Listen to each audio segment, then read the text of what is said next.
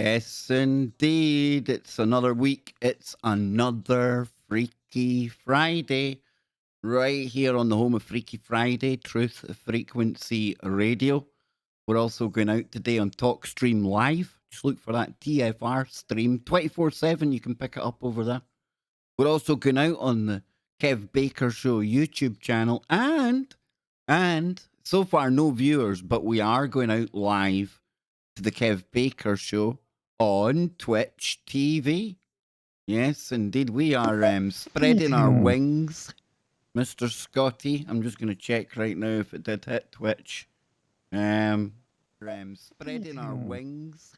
Yes, it did. Yes, it did. Looking good. Looking good over there. Looking good here. Looking good on the home of Freaky Friday, Truth Frequency Radio. Don't forget, go and check out all of the other shows that are available there. And this week, following our show, unfortunately, not part of our show, but following our show, we've got our good friends Brent Thomas and Don Longbeard. Not Lonnie Dongbeard like I was calling him last week. That was good fun. But Scotty, last week, 5 hours, bro. That was fantastic. Yeah. It was.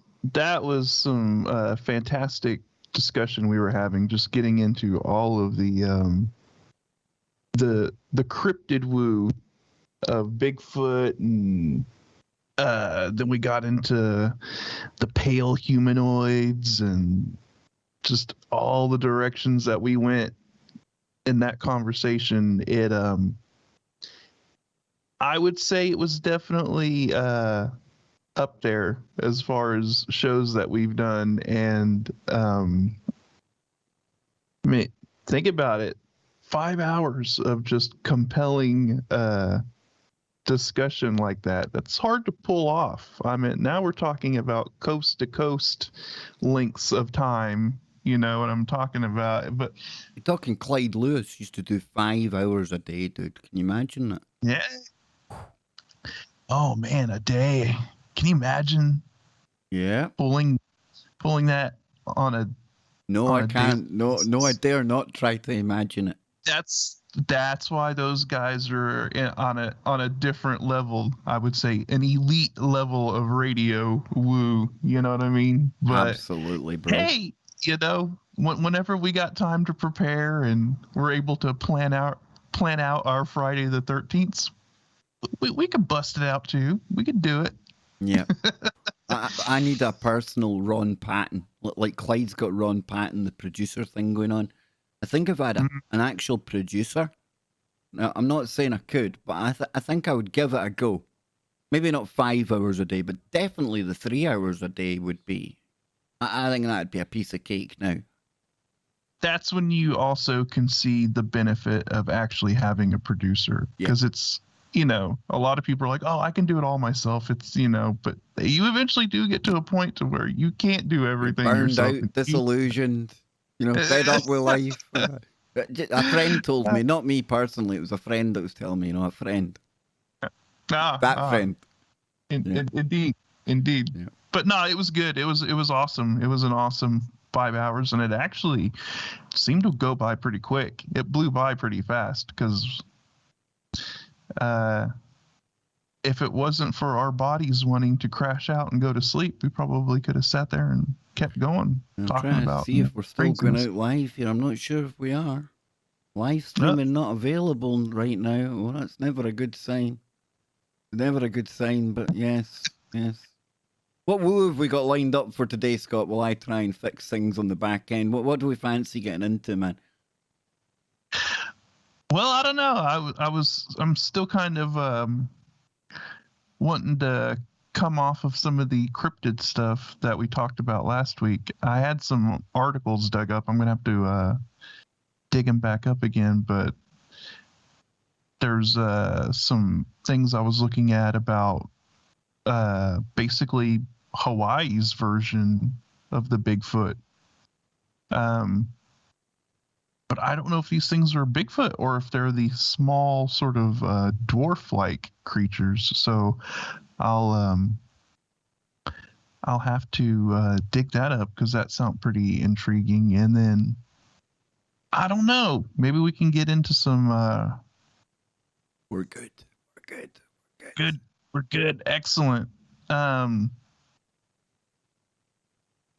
don't know. I've been kind of wanting to get into the topic of like exorcisms and possessions, stuff like that. So I don't know. Will we Maybe I can live dig up some dive? stuff Yeah, on we can live dive some of that type of woo. that. Yeah. I like it. Yeah.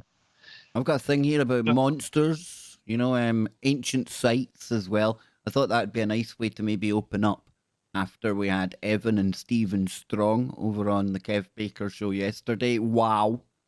Jaw-dropping, spine-chillingly brilliant information of the greatest archaeological cover-up ever. So I thought that'd be a nice way to kind of open up tonight with a little bit of ancient woo coming from the UK this time. And as the show goes on, Scott, I was watching Elon Musk and the Tesla presentation yesterday. You're talking about pale white humanoids, and you were cracking the joke before the show that we've almost got a pale white humanoid looking robot now, which we'll be taking a look at later on in the show. I'm sure it will spark a bajillion conspiracy out there. Oh, we getting an alert for something? Did an alert come in? You see, we might even be getting alerts now for things over on Twitch. I don't know what's going on, dude. But I'm hearing noises. There's things going on. People following. We've got a follower over on Twitch. That's absolutely fantastic. One viewer. Whoa. Hey, there we go. Build it and they will come, Lopez. Build it and they will come. Yep. Instead of calling it a pale white humanoid, do we call it a pale white robotoid? Oh, we're getting closer to Jimmy Jeans's like Holy Grail. The Holy Grail, man.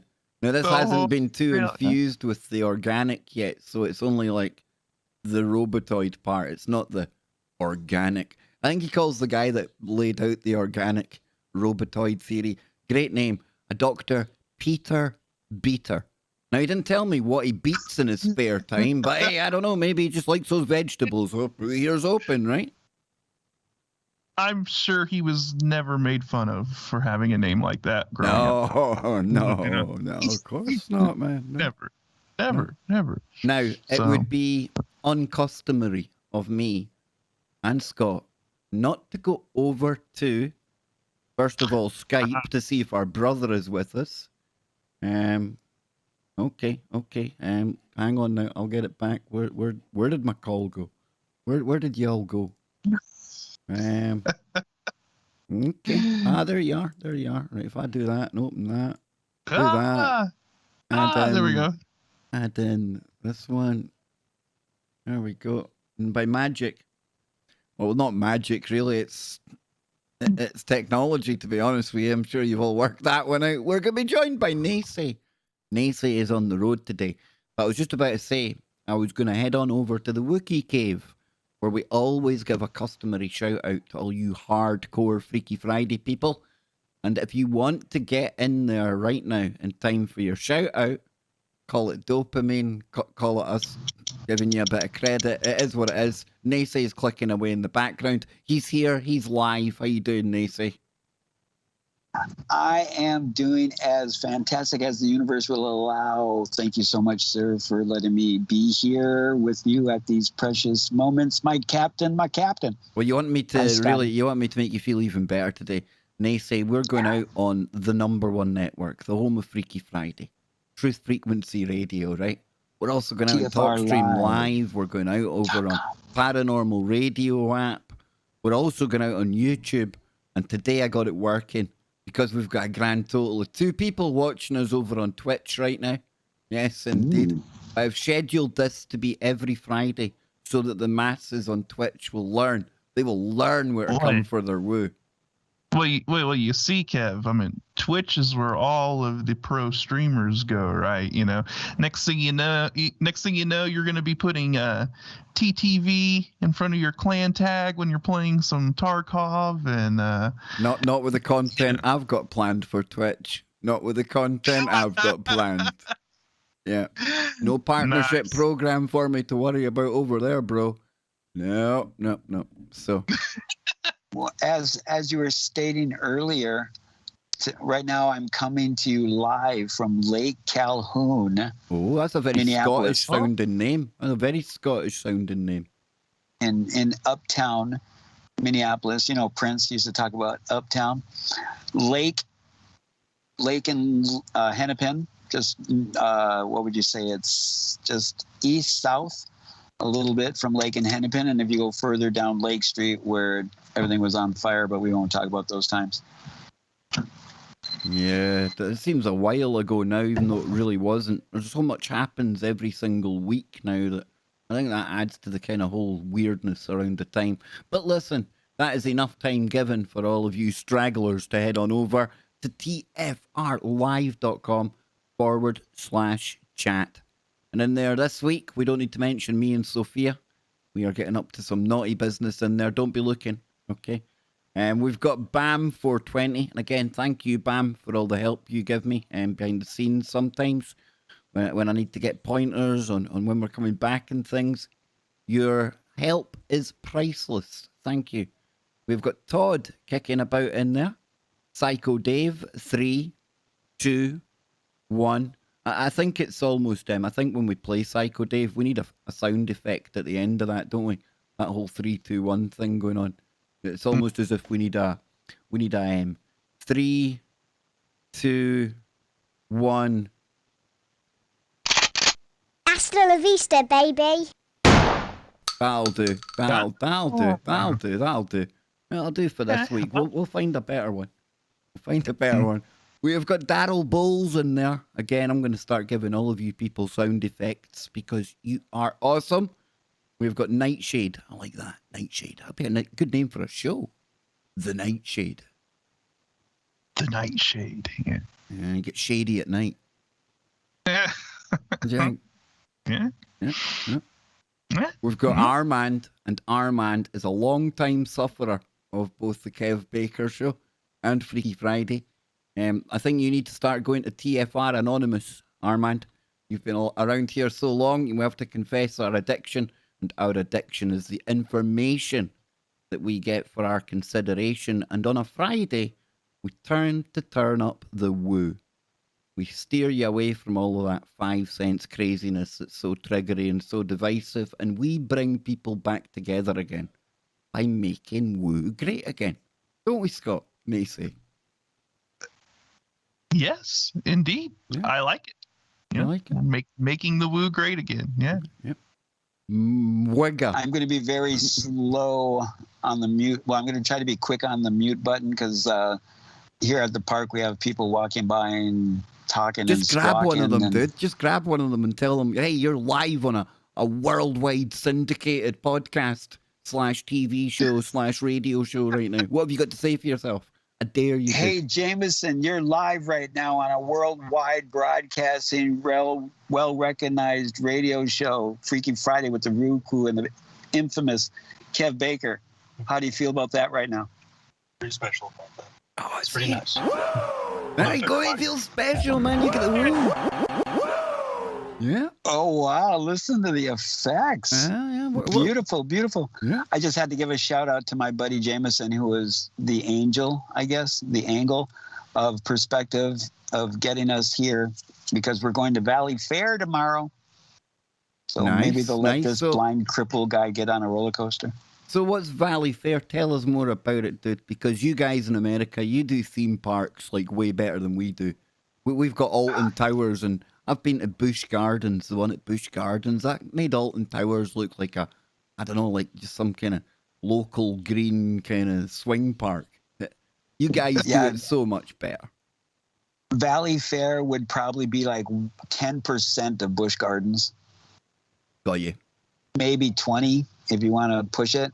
And are you one of these strange individuals that get excited by high octane adrenaline fueled roller coasters? Are you one of those dudes? I used to joke that it was a good thing that I got my wheelchair because extreme sports would have killed me. Because the more I learned and witnessed extreme sports, because I was, back in my day, the big deal was, getting a BMX bike and just hitting god awful crazy trails in the woods. But then next thing you know, when when I got my wheelchair and I saw that flying squirrel suit where these people would climb mountains and do this base jumping with like a squirrel suit and then pop the chute. Oh my God. I was just itching for that. Yeah. If you the could same put me in way. a bubble, You if you the could put same, me in some Scott? kind of bubble, I'd do it. Push me out of an airplane. Let me drop into the ocean. That'd be cool. About 20,000 feet. I've got a strict rule. And even when it was kind of suggested that maybe I should look towards doing something like parachuting in the army, I always had one hard and fast rule. I will only jump out of a plane on the occasion that I see the pilot and his co-pilot making their way to the door with parachutes on. Because at that point, I know this plane ain't coming down safely, and I've got one choice. Other than that, if I see two cats sitting up there flying the thing, taking it somewhere, there's no reason on God's earth for me to jump out of that plane.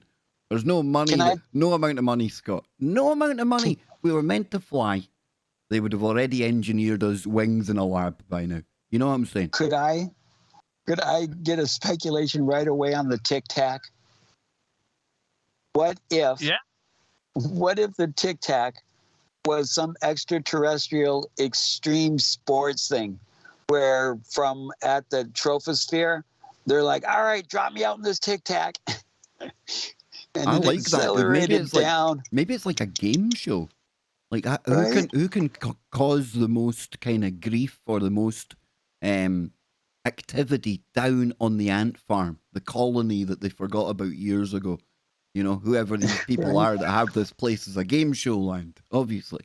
Either that, or Buzz Aldrin. I think Buzz Aldrin has pimped out something. I think the Lockheed or somebody's given him something, Scott. I don't know, I just think Buzz Aldrin's involved with the Tic Tac.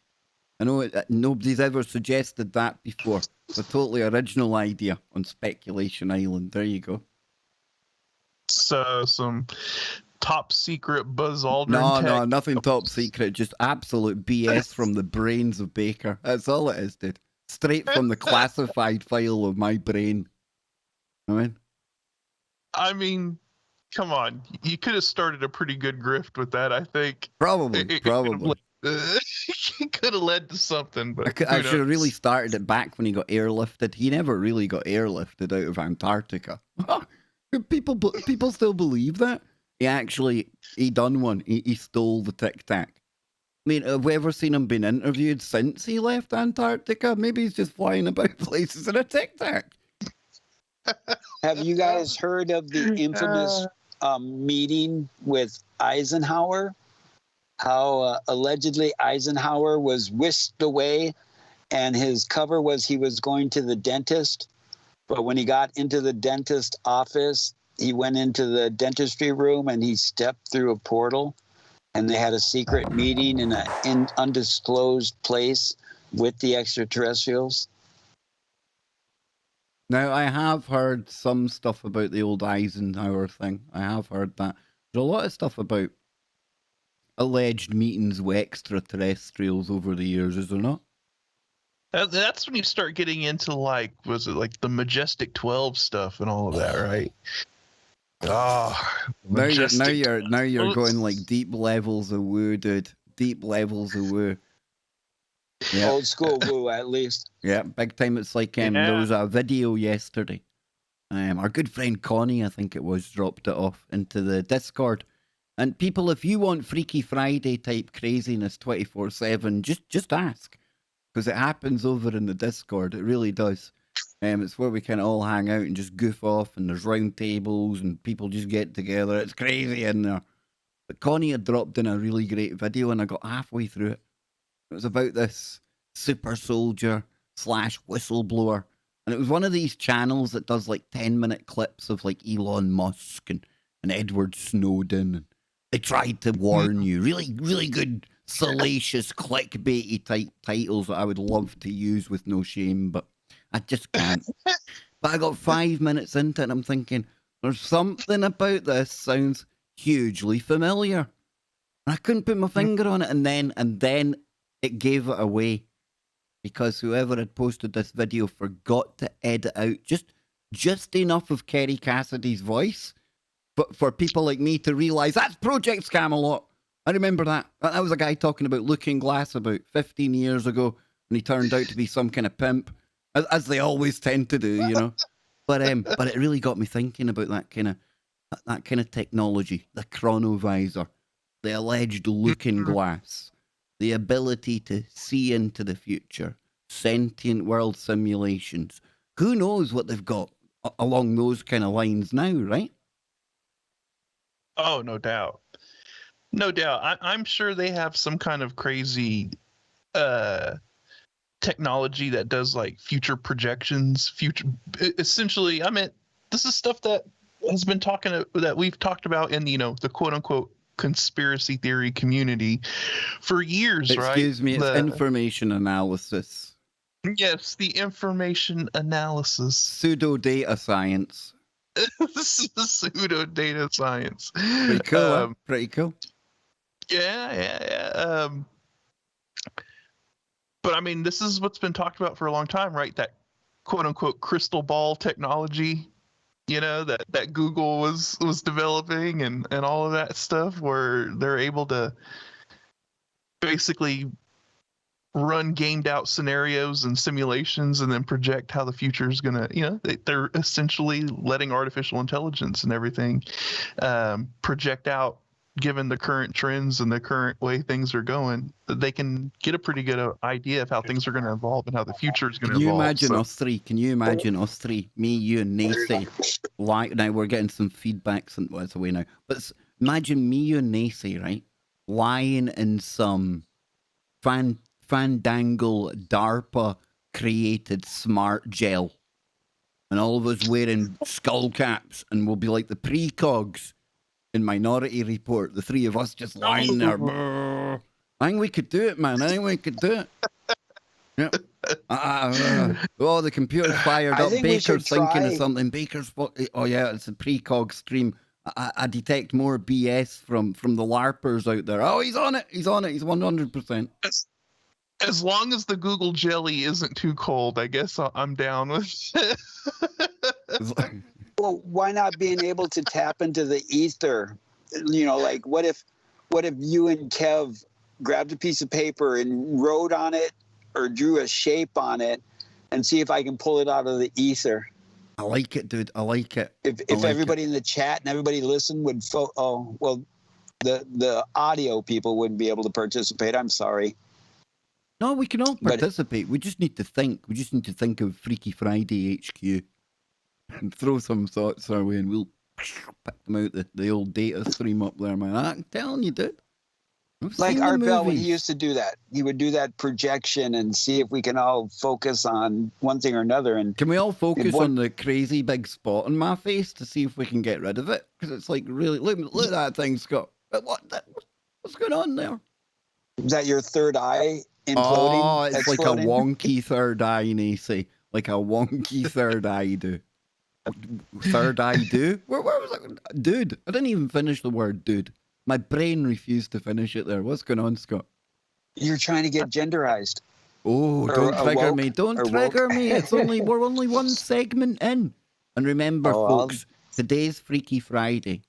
If you were here last week, this is going to be crazy because you'll notice how time is condensed. These 3 hours today will pass quicker than any other Freaky Friday. I know me, Nacy, and Scott will experience that after being on for 5 weeks last week. And I want to thank all the people that jumped on over to the Paranormal portal and kept it going, kept themselves in the woo for 5 hours. That's a long time. What's the average attention span on YouTube? 15 seconds or something. So, I mean, crazy. According to Truth Frequency Network and their ad, people have the short attention span of a goldfish. Well, I think we probably need to re-gauge it all because that came out a long time ago. So I reckon the goldfish far surpasses where we are now. Yep, I would say.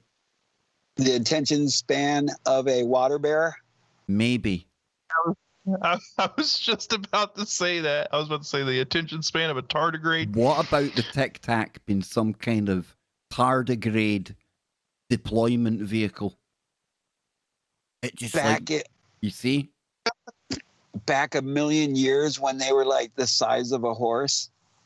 Oh, a tardigrade the size of a horse is quite terrifying. What a brilliant B movie that would make, wouldn't it?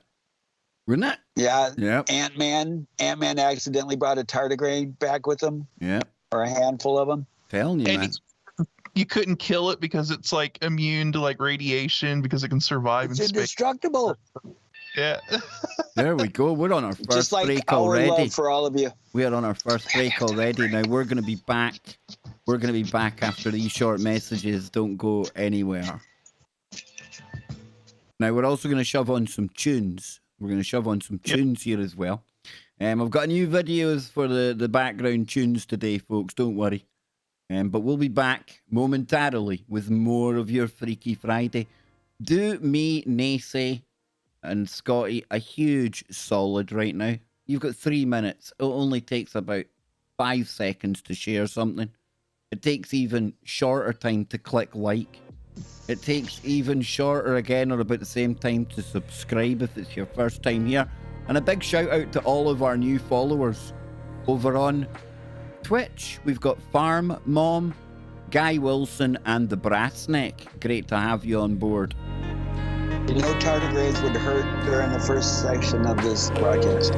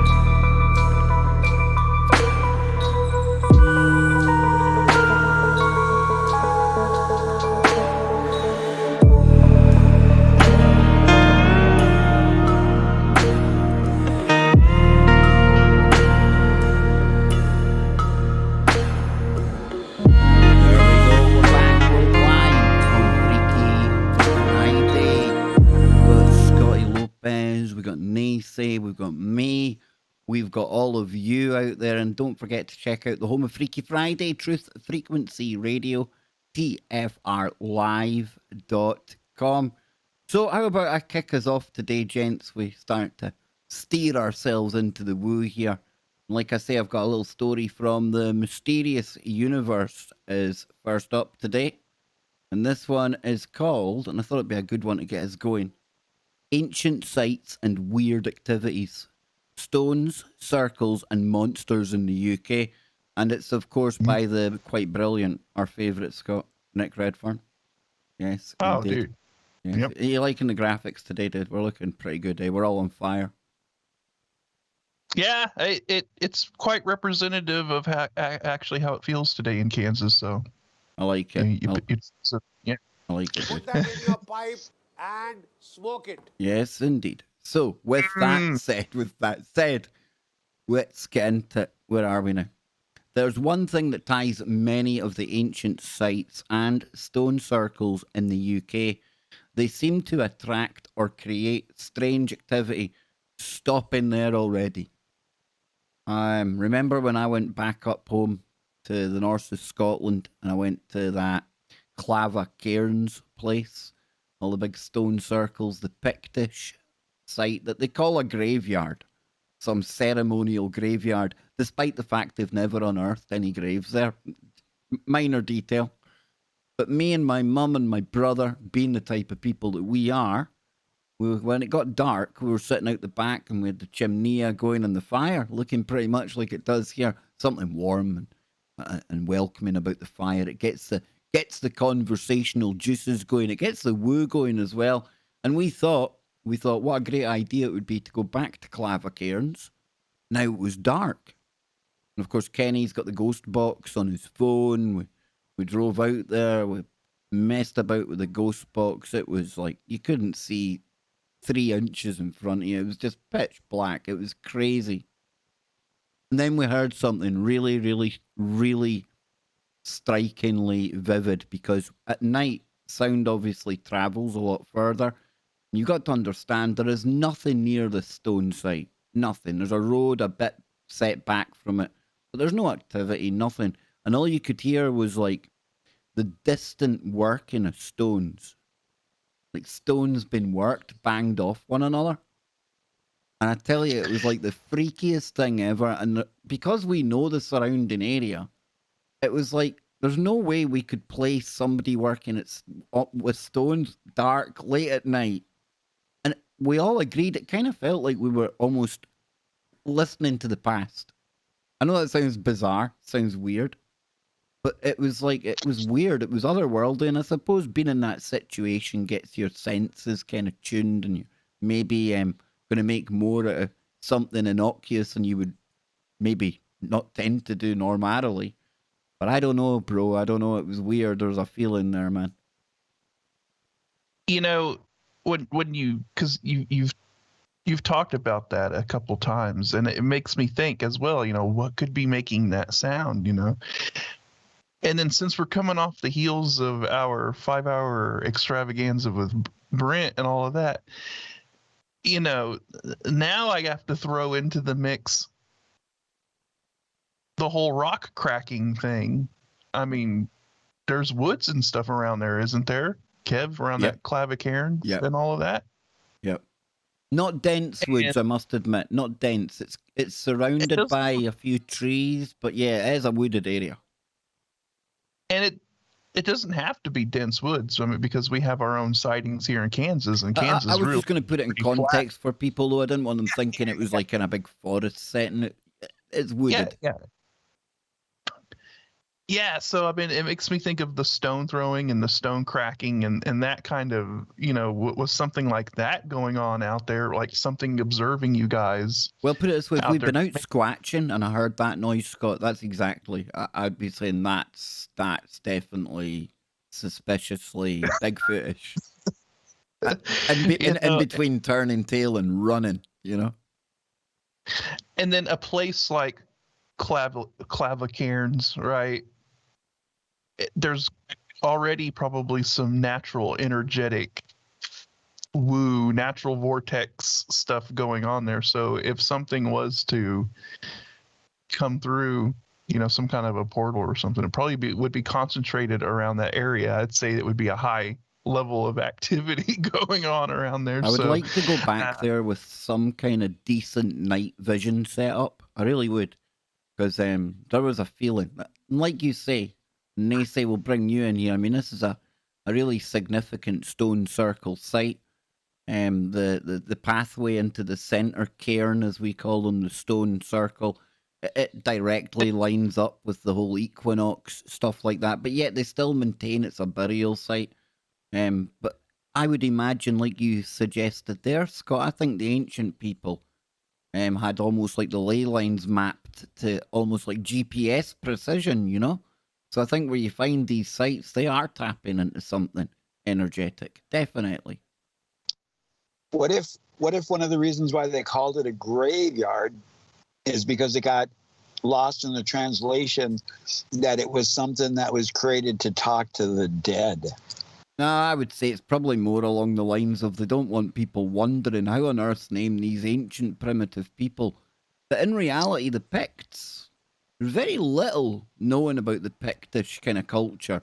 And they probably didn't want people asking questions about just how was it they were able to obviously map the movement of the sun, the moon, and the stars and why they were putting on the ground. You're best just to call it a graveyard, and that tends to shut people up, I think, they say. But that's my suspicious mind, Right. If it was built on a ley line, and if you were that entity that could fine tune yourself to what? The possibilities are endless. Open portals, talk to the dead, talk to the future, talk to the past.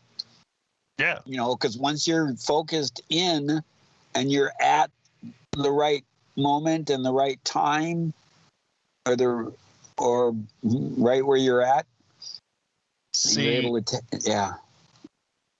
this is where whenever you decide to, hey, Sidvich donated 50 Norwegian kroner through Super Chat. Is Brian still here? Just keeking. Hashtag 1976. Hashtag 1976, bro. But yes, now the reason he's asking why Brian, or if Brian is still here, is because, remember, I've got 2 YouTube channels, and we only tend to live stream Freaky Friday over here on the bigger channel. But I can assure you, Sidvich, my good friend over there in Norway, that when we go back onto KBS2, there's been a coup. There has been a coup, ladies and gentlemen. Some Australian girl has taken over, and I am delighted about it. Thank you, Connie. Connie G donated $5 through Super Chat. Yeah, so we've got Australians doing the Super Chats and all the announcing now over on KBS2. Look, it is what it is. I'm a very toxic man, and I don't hide the fact I find the Australian accent very pleasing to listen to, Scott. well, hey, I mean, it's like they sing. It's like they sing when they're speaking. Dude. They're singing to me, If somebody was to take over Brian's job, then that's what it's going to have to be, right? Well, it was that's a the only surrender deal, alternative. dude. It was a surrender deal, He kind of said, listen, you can have it. You can have it. You, Sheila, you can have KBS too. and I'll just stick with Freaky Friday. So they struck a deal and we're good. We're good to go. With the stimulation of the audio sensory in my situation being blind, voices definitely have a thing or 2 or 3 with me. And I've been calling around trying to get hotel rooms. And earlier, I got to talk to this woman from Jamaica, man. And she was talking to me so oddly that I didn't know where I was coming or going. I like it. Yeah. I like it, dude. I love it. I love hearing different accents, man. I'm obviously a big believer that the Indian twang is also very pleasurable, very, very pleasurable, as we all know by now with things like... So what are you going to do about it? Nothing? Sweet Fanny Adams, is it? Yes, so yes, I find it quite listenable, shall we say? So You know, you're anywho, how not did we that get here? crazy unless you're General Banshee crazy. Exactly. G Bagshi, sir. G Bagshi. Yes, indeed. So going back to our story. Bang, dude, I've only read 2 lines of this and we're 10 minutes in. We're 10 minutes into part 2 already. Oh, I tell you, it's one of these weeks. Here we go. Oh, Jocelyn Richardson donated $5 through Super Chat. Here you go. and unfortunately, I'll play that again on the break, Jocelyn, because you didn't get to see me dancing as a pineapple. And I know that's what the money's really all about. You don't have to lie to me. It's all right. I know. Me dancing as a pineapple's pretty cool, I'm told. So, anyhow, back to our story. As you'll see now, I'll begin with Castle Ring on the fringes of Cannock Chase. Cannock Chase. That's a whole vortex of woo down there. As Cannock Council state, quote, one of at least 7 hill forts in Staffordshire. The site is believed to have been occupied between 500 BC and 43 AD. That goes back a bit, ladies and gentlemen, and is one of the earliest pieces of evidence of settlement in the Cannock area. It was built by the resident Brythonic tribe of the area, the Cornovi. It was likely the site was a combination of defensive feature, ceremonial site, stockade, communication beacon, and a symbol of power to those who saw it. The main residence was a hill fort on the Wrekin, near present-day Telford, which stood near the centre of their tribal lands, while Castle Ring is near their borders with the neighbouring Coritani tribe, who occupied the lands centred on present-day Leicestershire, lovely part of the country. With that said, on to the weirdness.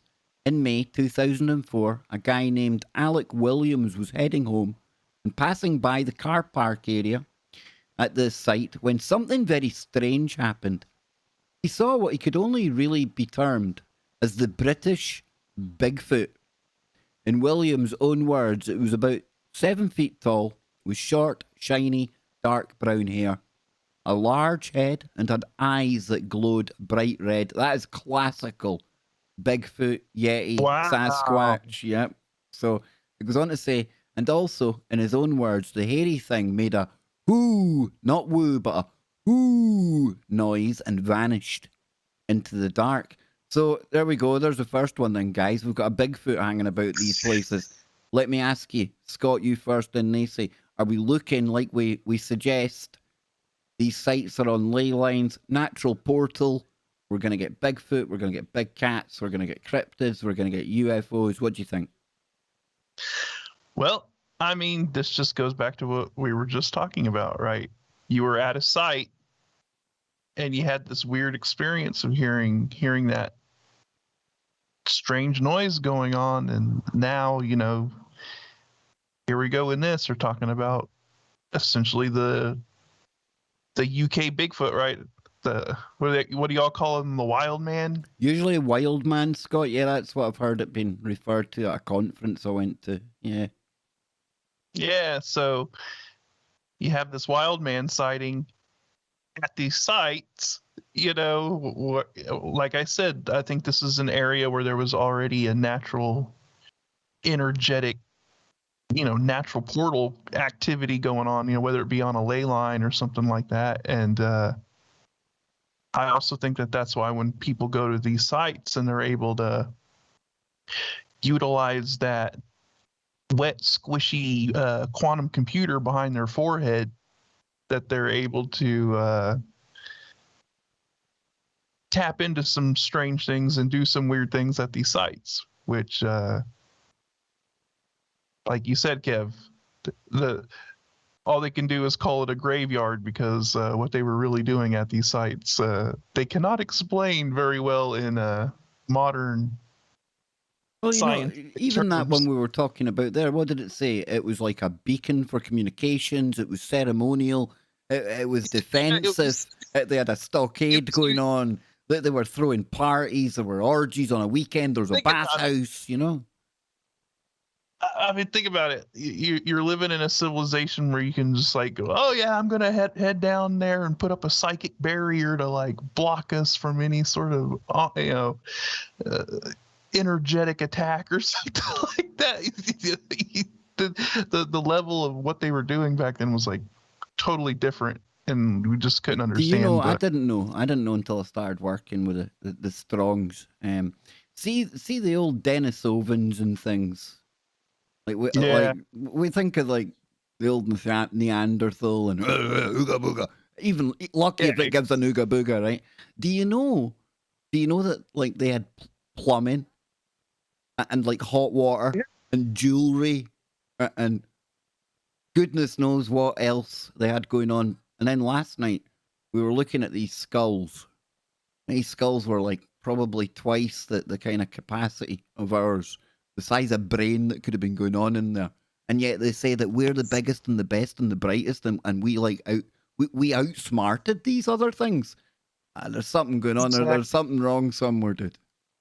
It's like if you just think logically for a second, there was a point in time on this planet where everything was big. Everything was gigantic. Plants were gigantic. Insects were gigantic.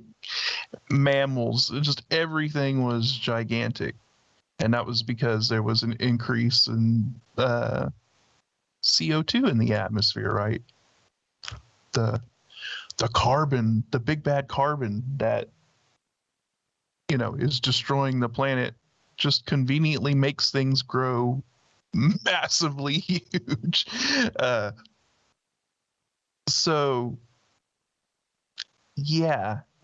If humans were walking around or a humanoid species of some kind were around at that time, they were going to be quite large because everything like is in perspective or in relative to one another, right? So like if the plant is huge, the thing that's going to eat the plant is huge, and the thing that eats that's going to be even bigger, so if you had these gigantic humanoids with gigantic big brains, I don't think that they would be necessarily dumb.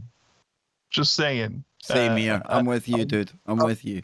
A larger mass of brain that's going to be contained within a gigantic head is probably going to be kind of smart. Just saying. Yep. No, there's But a. I've When you go, Nate, I've met some individuals that have been rather large in size, like 7 foot, and with big, massive heads. And I've had somewhat of an intellectual conversation with them. So with that experience, I would say because they have a bigger head, does it mean they're smarter than us? Possibly. Maybe. But, I mean, it does depend on the individual, right? But I'm just saying as an average throughout the population of whatever that humanoid species is, if they're going to have on general a larger brain mass and the ability to basically have a higher cognitive function than say and the size let's of add brains. into the mix that whatever was going on in their brains, they seem to have a pretty good mastery of stone, heavy weights, absolutely. architecture, astronomy. I tell you what, they had a lot going on in those little primitive brains of theirs, right? This is where it gets into the minutia of, well, what do you consider intelligence and what's smart and what isn't smart? Is it just because you're thinking of doing things in a different way than what you normally would think to do it? Or is that because you've been conditioned to do things in a certain way and you don't really think outside the box of other ways that it can be achieved, or ways that it can be achieved that you don't think are possible? That's the thing. They were living in a completely different way back then, so it's to try and compare it to the way we're living now is actually difficult. Okay, but well, they made it work. Well, That was the let's thing. throw something into the mix, and let's throw something different into the mix. ZX just alerted me to something here, but my mum had told me about this one as well. Boy with no brain stuns doctors as he learns to count and attends school with touching in a touching new documentary. When Noah Yeah, I've Wall seen was things like this. was born, doctors didn't think he would survive. The little boy from Cumbria had less than 2% of a brain.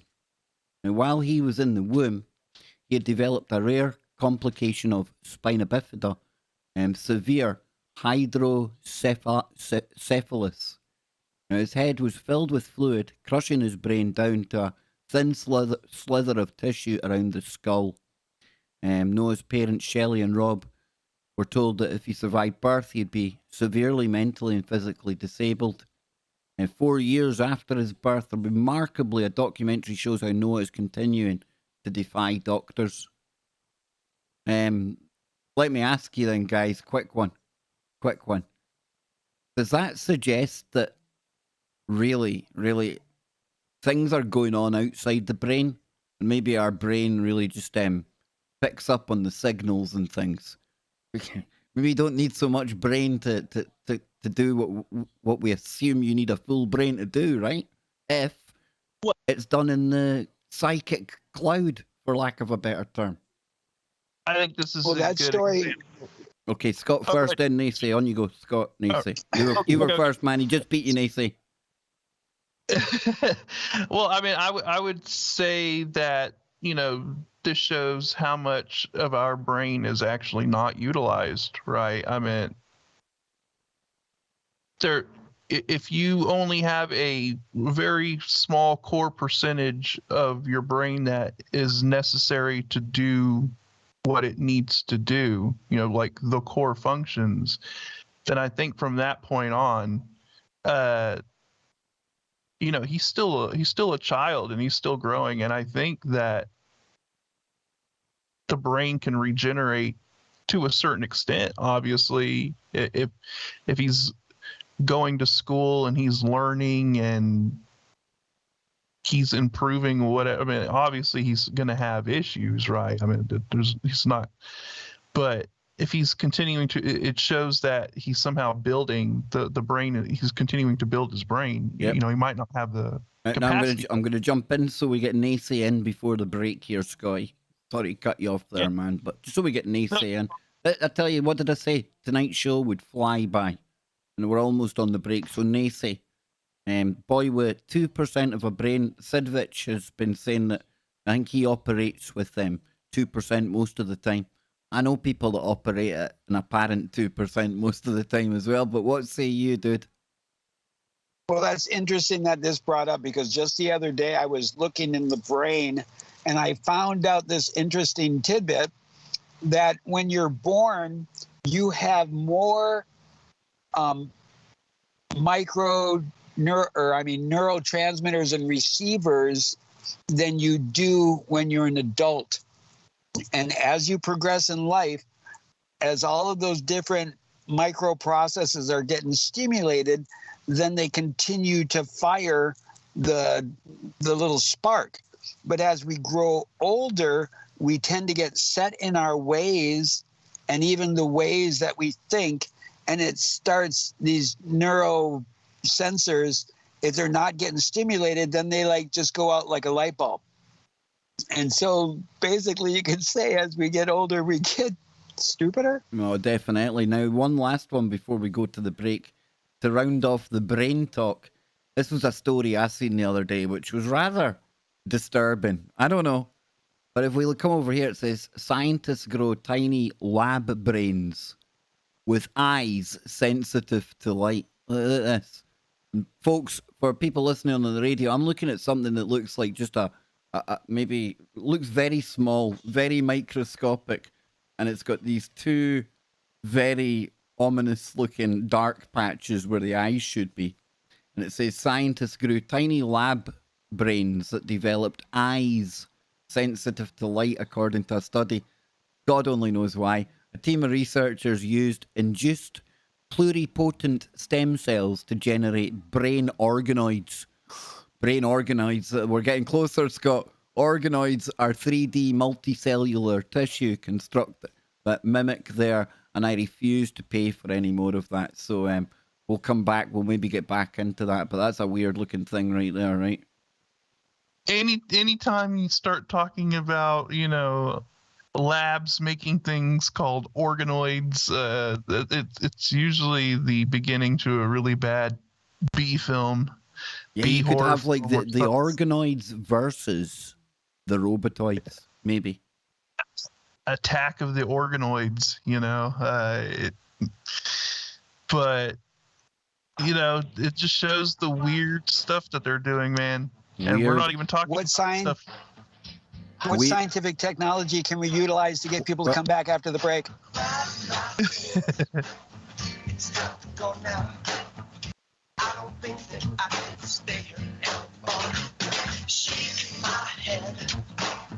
There we go. There we go. There we go. Yes, and I'll kick us back into a couple of minutes to chill out, boys. Take it easy.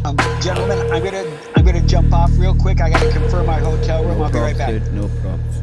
No problem, man.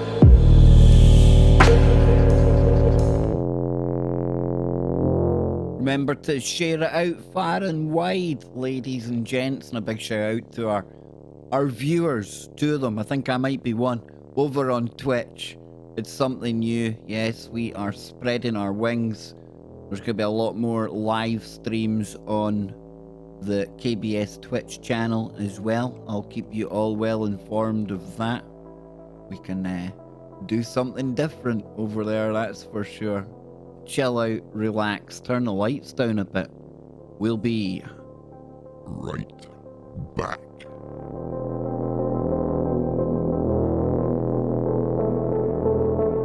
What are we talking about? Come on, man. Excuse me, it's ma'am.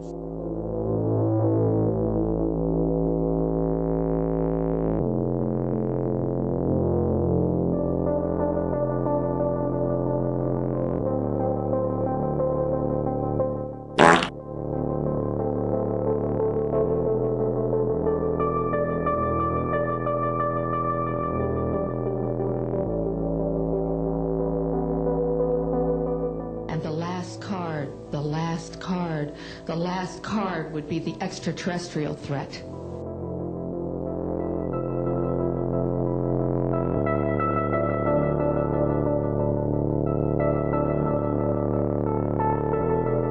It goes far beyond one man. This needs to be fought against. This cannot be taken lying down. So what are you going to do about it? Nothing? Sweet Fanny Adams, is it? Put that in your pipe and smoke it.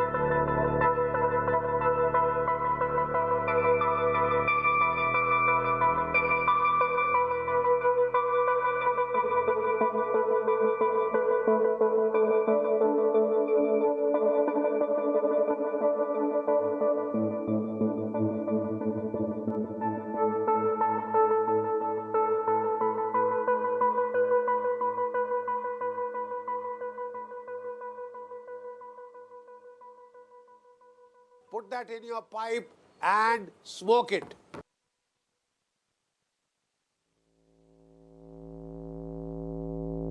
And I believe Scott did put that in his pipe. And he smoked it.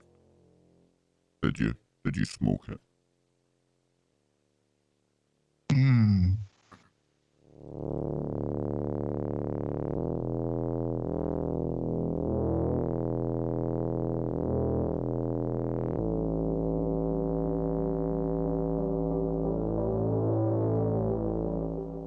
Sarcophagi.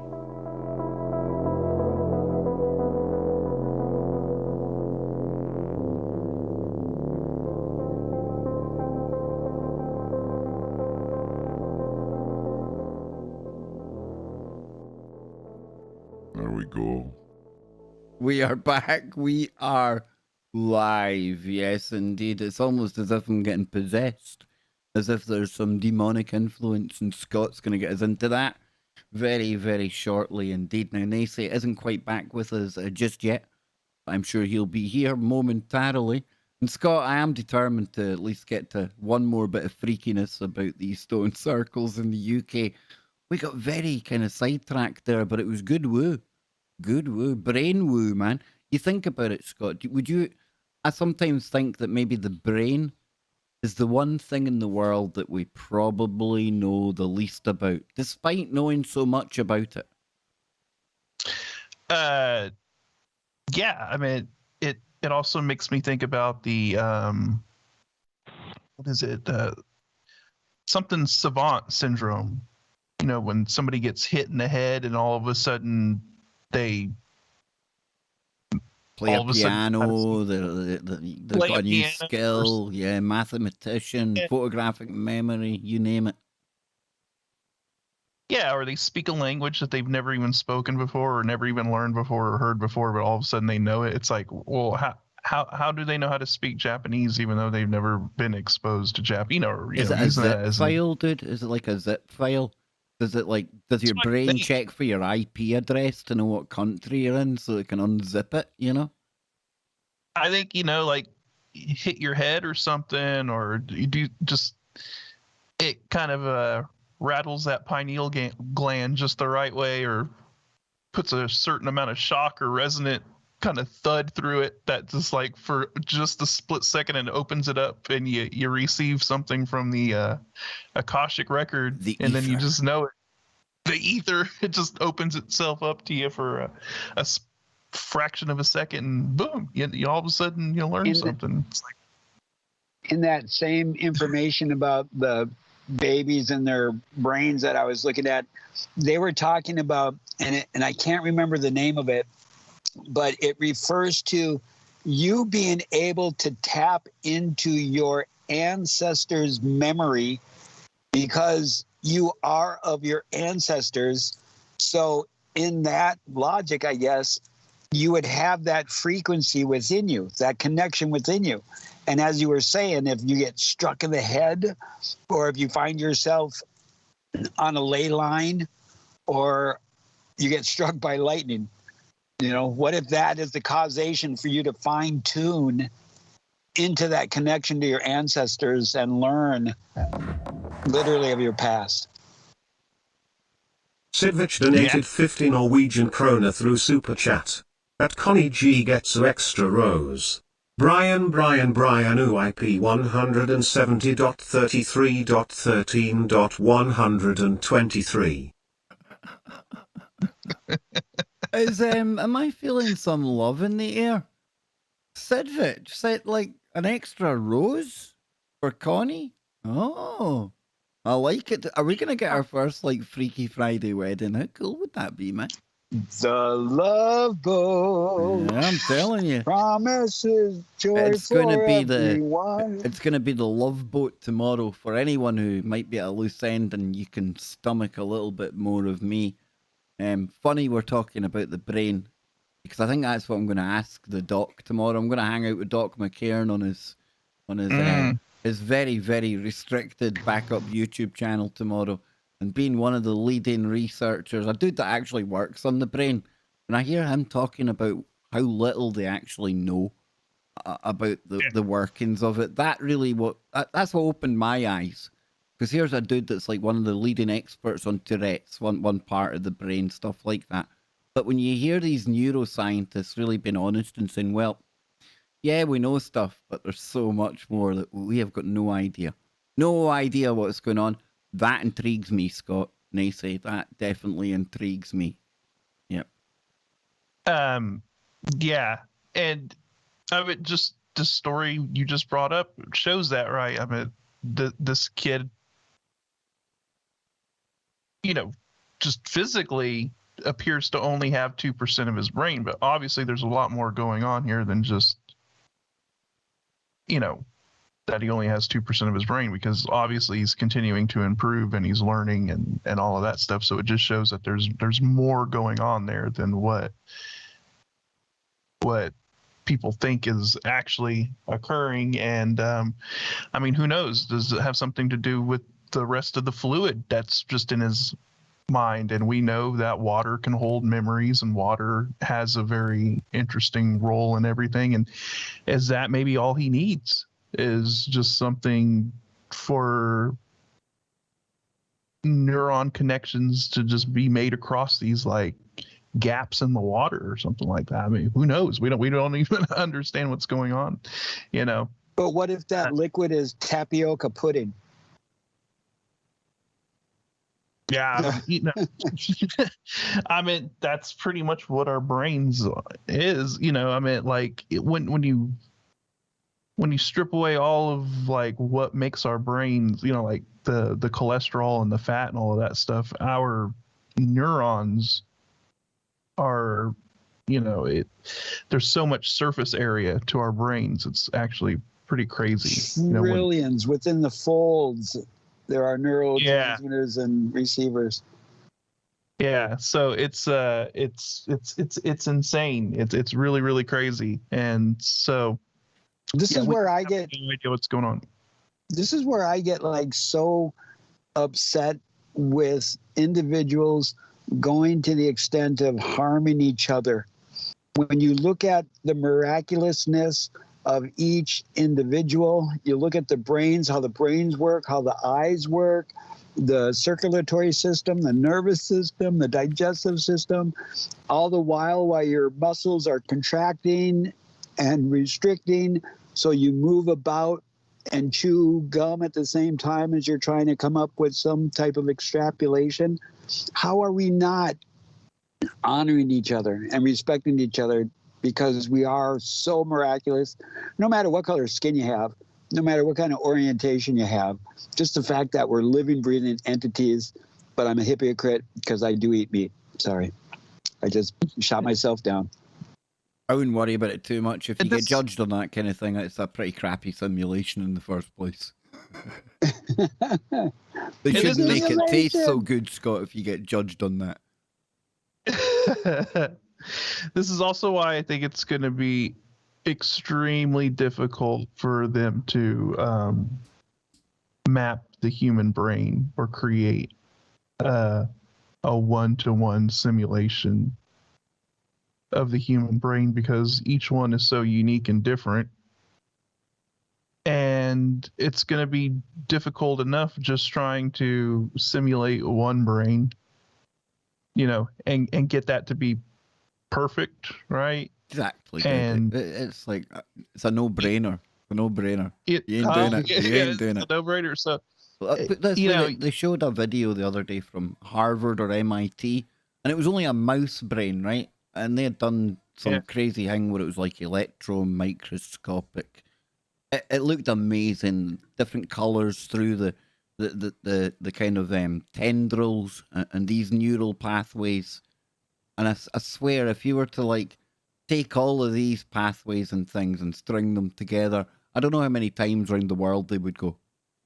And that was from like a mouse's brain. You think of the complexity and all these connections and all these neural pathways that are in our own brain, and you're talking about the surface area of things there. It's crazy. It's crazy. And again, it makes me smile because there's part of me thinks how arrogant, the hubris of the human race, right? To try and use our own brains to work out what the brain's all about. I don't know. There's something about that to me that it's pointless, because at some point I think there's got to be a limitation to your brain, and you need to go beyond that to be able to explain how this thing works. But you can't, because you're only using this brilliant brain in the first place, you know? It's one of those things where you end up putting yourself in an infinite loop. Yeah. Because it's, you know, you're never gonna figure it out. And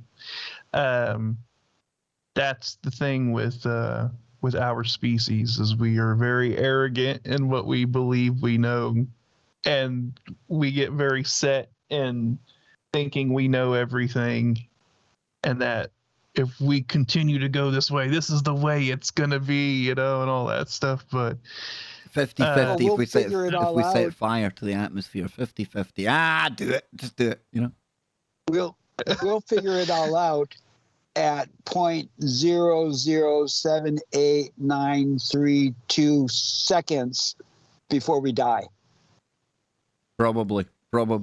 Anywho, before we do pass away, let us get back into this story that's taken a lot longer than I thought it would. So we're going to jump back to a semi-decent year, 1977. I say semi-decent. The real good year was before that. Big shout out to Nacy and my other hashtag 76ers out there. It says here, that was when Paul Devereaux put together what became known as, I like this, the Dragon Project. Now, the goal was to take a careful look at as many UK-based ancient sites that appeared to have forces or energies attached to them, including magnetic, infrared, and ultrasonic anomalies. While investigating none other than the Rollright stones, Devereaux reported that one of the team members, described as being a well-known archaeologist, was sitting in a van when an unidentified, air-covered beast of considerable size walked by. An instant later, it utterly vanished, never to put in a reappearance. Now, in case you aren't familiar with the rolling or the Rollright stones, read on. Quote, this complex of megalithic monuments lies on the boundary between Oxfordshire and Warwickshire. Now, I'm going to have to check with Ben Emlyn Jones on this because he's in Oxford, so he probably knows about this place. Oh. Malia here donated $5 through Super Chat. Kev, you can say my name the wrong way as often as you like, 'cause we could all be wrong and you right. LOL. Well, for that, I'm going to pronounce your name as Malaya. I think it's Malaya. Mahliah. Malaya. So if I've done it wrong, I've done it wrong multiple times, and I love you anyway. And you love me, and thank you so Malaya. much. Am I right, Nacy? Yeah, Malaya. No, Malaya. See, Malaya, No, Malaya. One man's Malaya. Malaya is another man's Malaya. See? Tomatoes. Now she has a bunch of dopamine. Malaya, Oh, Malaya, load of Malaya, it. Malaya, I think Malaya. we're even sneaking into the serotonin range of Overdosing. Yeah, I'm telling you, man, it goes beyond the squirt. That's a dopamine squirt. Shout out to Jimmy Jeans. So it says here, they span nearly 2,000 years of Neolithic and Bronze Age development, and each site dates back from a different period. The oldest, the Whispering Knights Dolmen, and that's Knights as in Knights of the Realm, ladies and gentlemen. Why? Because we're the UK, and we're queer like that. We do knights and all that stuff. Is early Neolithic, circa, check this out, boys, 3,800 to 3,500 BC. The King's Menstone Circle is late Neolithic, circa 2,500 BC. That's a newcomer. And the King's Stone is early to the Middle Bronze Age, circa 1,500 BC. That's a new one. That looks very, very much like part of the outer ring at Clava Cairns. Just saying. So it says, how about Stonehenge? Writer Merrily Harpur. Now that's got to be a made-up name, eh? Merrily Harpur. What a name. Has studied the very strange experience of a normal name. A man going by the name of George Price. He's a simpler man. He had an undeniably bizarre encounter on Salisbury Plain in September 2002, and very nearby to Stonehenge. Merrily was told that Price was a, quote, commander in the turret of our tank, and we were advancing to contact our warriors. Suddenly, Price's attention was drawn to a large, ape-like figure, his words, that, quote, looked scared because of the noise from the engines and tanks that were moving at speed all around. And I can tell you, Salisbury Plain is one of the UK's largest military exercise areas. It is the home to many tank divisions that, thank God, touch wood, I never got posted to, because I was assured it was a hellish stint if you did. Taking tracks off, cleaning tracks, getting mud out of the cracks in between the tracks. Not for me. So anyhow, it says here, there was more. Its fur was similar to that of an orangutan in colour. Its height was impressive, and it seemed to run with its back low, i.e. bent over. Now let's look at the case of a similar hairy monster encountered on Stanton Moor in England 1998. Seen briefly by a husband and wife, they described the thing as like an ape, but a big one, and then it was gone. Interestingly, when the thing exited the site, it didn't do so by running.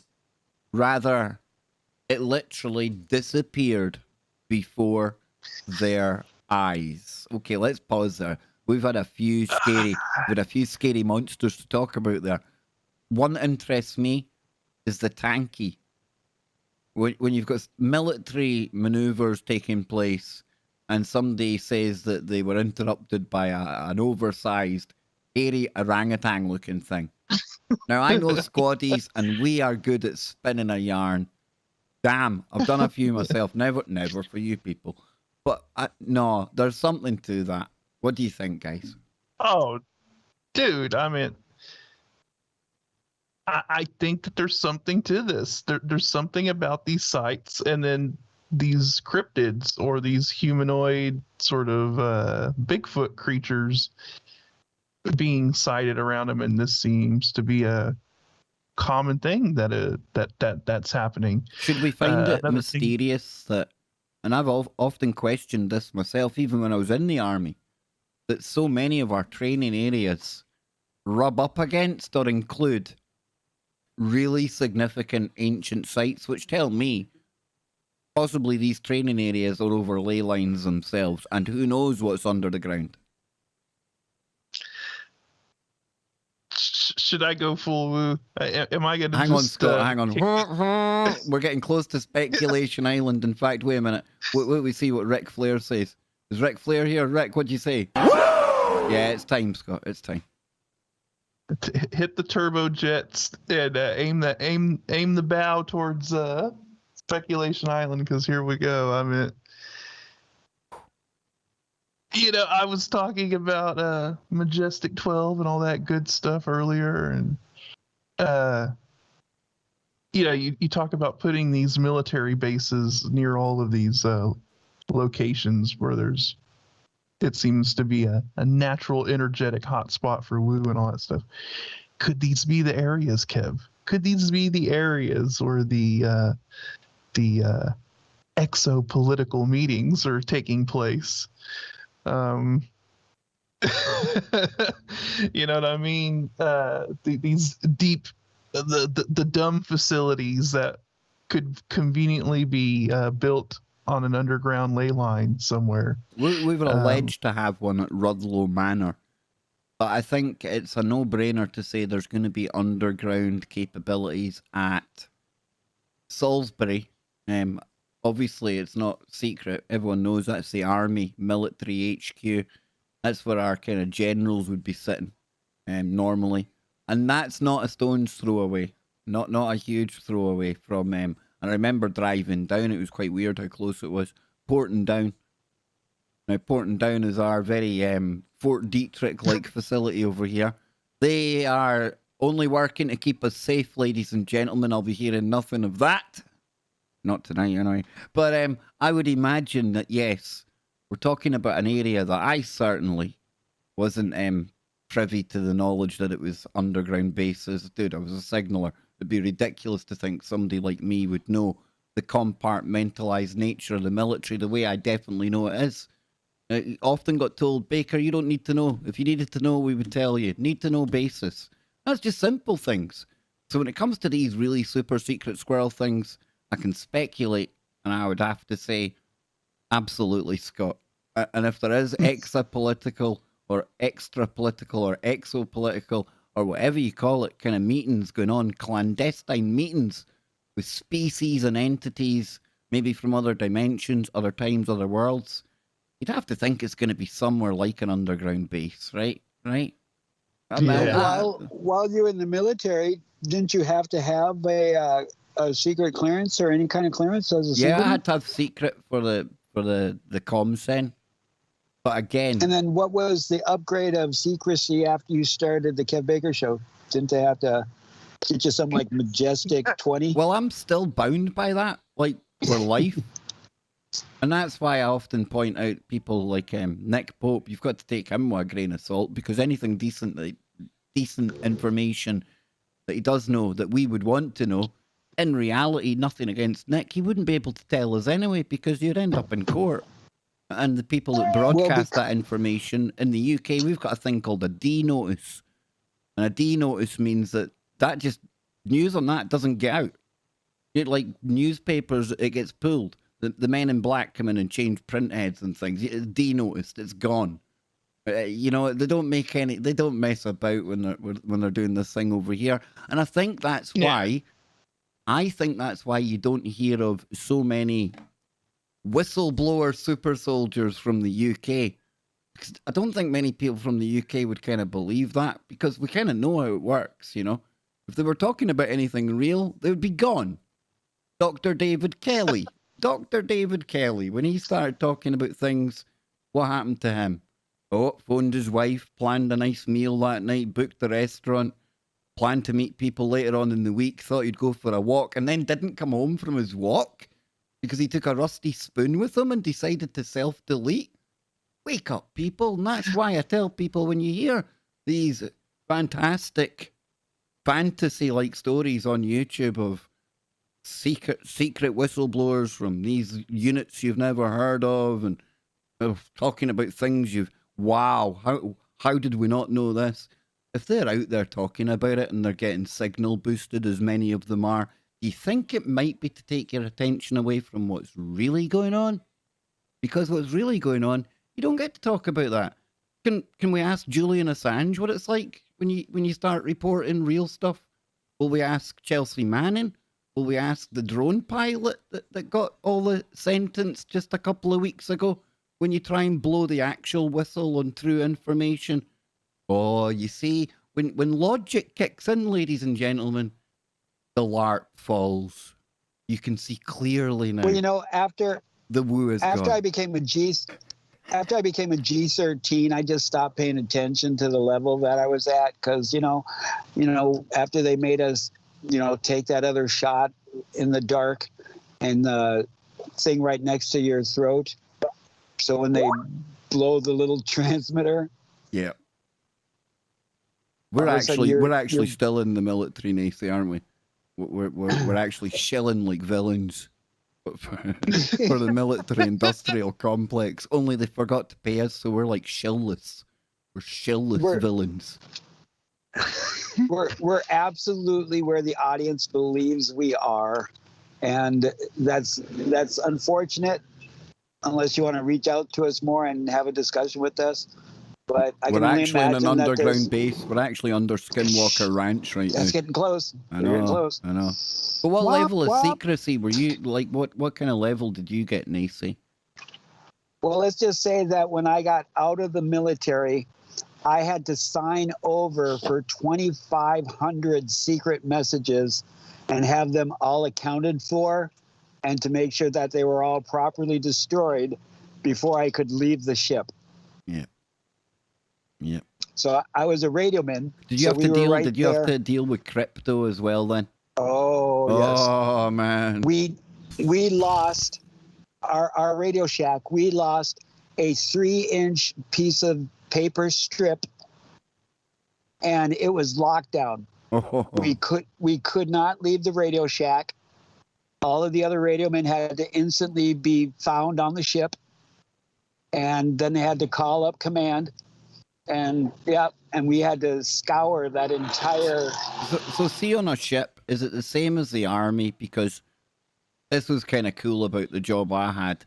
It was the one place on the base where I could tell like the commanding officer to do one. or the regimental sergeant major. They didn't have clearance to get in. Yes. So you could tell Wasn't them, that beautiful? you ain't getting in. And I had to do it once to one I was very scared of. I thought he was going to bite my head off. But it's protocol, so I actually said, well done. Yeah. You know what I mean?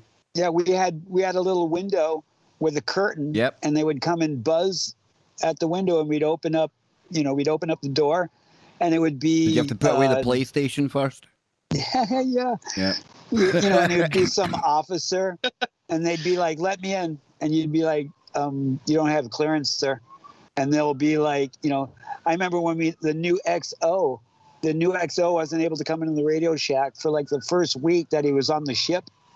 And it was I'm hearing sirens in the background. We've got the brake kicking in. I tell you, Nacy is going to be the first member of the Woo crew to be swatted live on the show. Look at that. It's like NYPD Blue around here, right? We're out of here, folks. Well, we're not out of here. We'll be back. Don't go anywhere. That was epic sound effects, man. You couldn't, put that onto a soundboard. That was so brilliant. Do you know what I'm saying? It's perfect timing as Wasn't well. it? Like, what are the odds that that a police or Nacy, No, he's saying too much. He's saying too much. Nacy, say this to them. Just tell them. It goes far beyond one man. This needs to be fought against. This cannot be taken lying down. Exactly. Tell them that, Nacy. That'll go down well. I'm absolutely General Bashy crazy. So, hey, listen, I'm going to get him on a T-shirt or something, man. I'm going to have him asking, can you handle the woo? All right. Hey, gentlemen, I'm going to jump off for the next segment. Don't jump off anything high. Don't jump off anything high. Oh, get that Evel Knievel rocket chair. Drop a stone first and listen for it landing. They say stone test. Yep. But I'll jump on again. The hotel's about 10 minutes away. And so we're going to be coming back from the hotel room or in the parking lot. Sounds good to me, bro. Sounds good to me. So we're going to go shove on some tunes and we will speak to you soon, Nacy. And we will be back in a moment, folks. We are only halfway through this week's Freaky Friday. Hope you're enjoying it as much as I am. It's been good.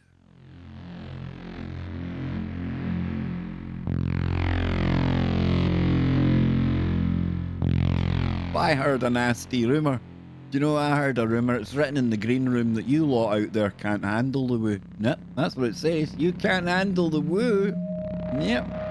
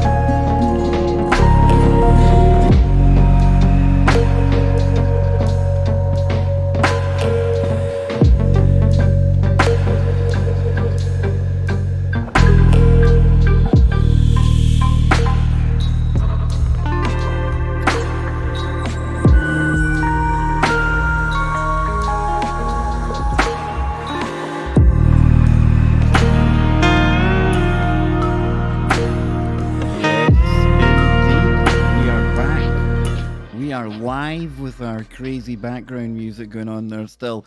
But I've got Scotty Lopez with me. Naysay is still here in spirit. I can sense him. He isn't far away. He'll be back. And of course, me and Dave are looking forward to the second half of today's show. And Scott, was I true to my word? I assumed at the start of the show that we would all experience this week's Freaky Friday would be a very quick thing.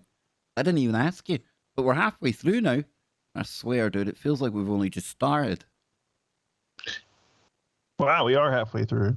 It only feels like the end of like hour one. That's what, but yeah, definite. Yeah.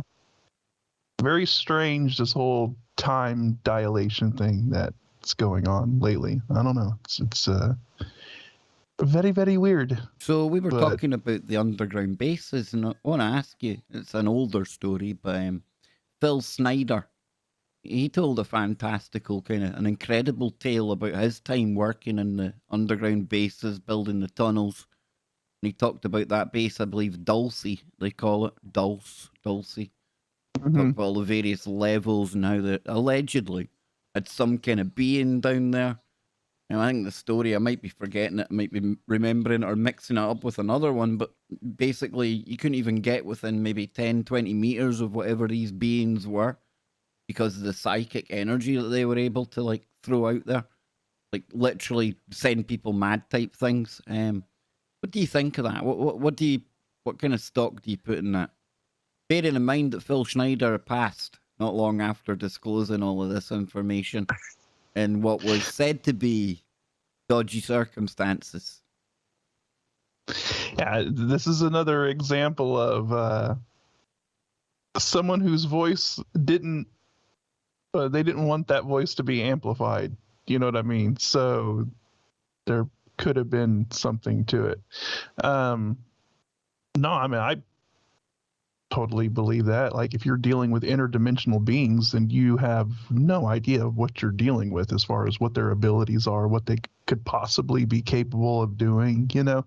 I mean, if they have the ability to traverse through dimensions, then I would assume they have some pretty crazy abilities. That's as why far I as think like, we might even be, you know, me and you could stumble across some crashed craft, right? Get into it, have a look at it, and just look at each other and go, well, how on earth's name does this work? Because there's no parts like we recognize, no joysticks, no navigation systems. And if these things are far more psychically powerful, and again, I'm stealing this. People have said this before, that even the thing at Roswell, it had no joystick, no kind of direct way. Or what about they do it with their mind, dude? Yeah. Well, let's think about this from a very interesting and easy, simple projection that we can make. And just by the way we're going technologically right now, right? Well, we're already at a point to where we have autopilot, right? Tesla autopilot on cars. And eventually we're going to get to a point to where we don't need a steering wheel. We're going to just be able to, with our mind, go, oh, okay, I want to change to the next lane. And it'll know that trigger point in our brain where we are like, yeah, we want to change lanes, and the car will just go over and change lanes. And eventually we'll get to the point to where we're going to be doing a lot of this stuff just by thinking about it. And eventually there'll be no steering wheel. I know that you're going to have your people that are be like, oh, I'm going to have a steering wheel, you know, no matter what or whatever. But eventually that's just where things are going to progress to, you know, just like within a generation, Scott, people will think, well, I never used a steering wheel. You know, it soon gets forgotten. Yeah. You know, it's just like, you know, horse and buggy. I mean, there are examples of it, but it's very, very rare and only very, you know, very rare situations. Like if you're dealing with very isolated, you know, people or something like that, then you'll probably see like a horse pulling, you know, a buggy situation. But in general, steer the horse with your head. Yeah, you know, and so,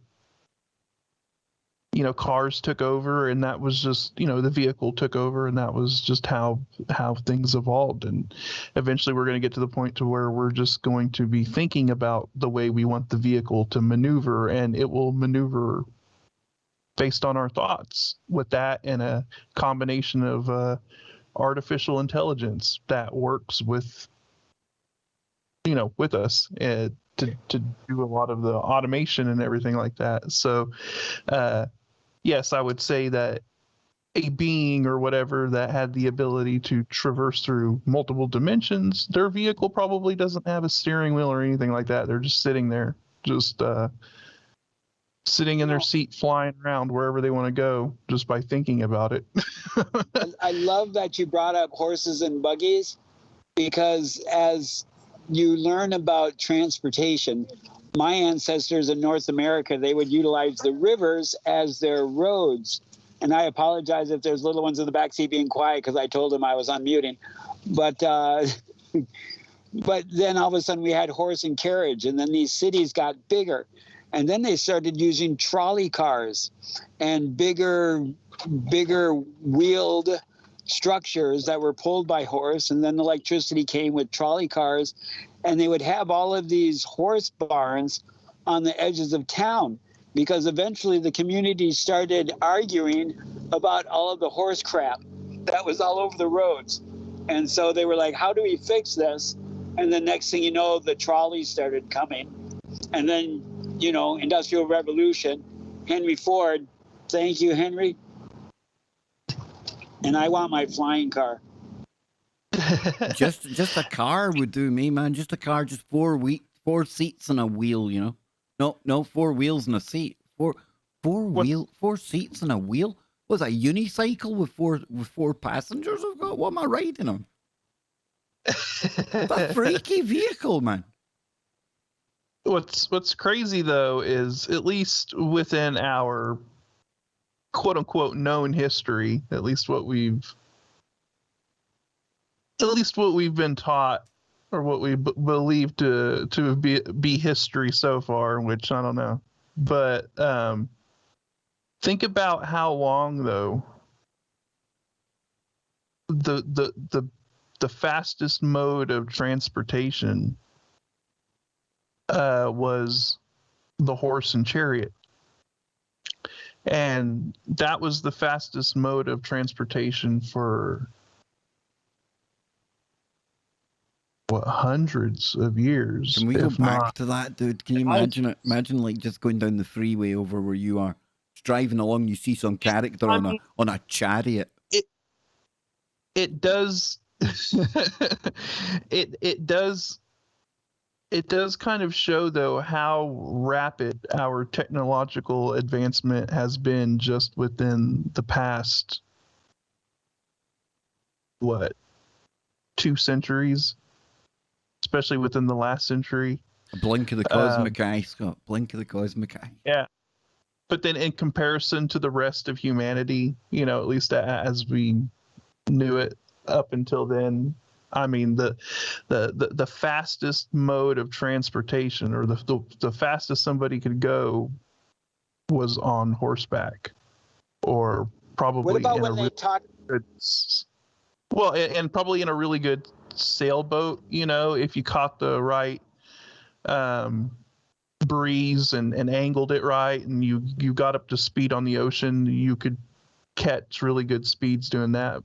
But other than that, on land, it would be horseback, and essentially the horse and chariot of some form was the fastest mode of transportation that humans had for a long time, dating back to Roman, Sumerian, all of that, all the way up until we finally figured out, oh, we don't need horses anymore. We can figure out another way of doing this. What about yeah. like in Egypt, when they had the magic carpets, when allegedly these carpets would be woven out of metals like gold and silver and copper, and it's weaving, and it would be able to be played by a flute, would cause a certain resonance or frequency, and these magic carpets would become aloft. Or the Vedas, or the Vermanus of the ancient Hindu text.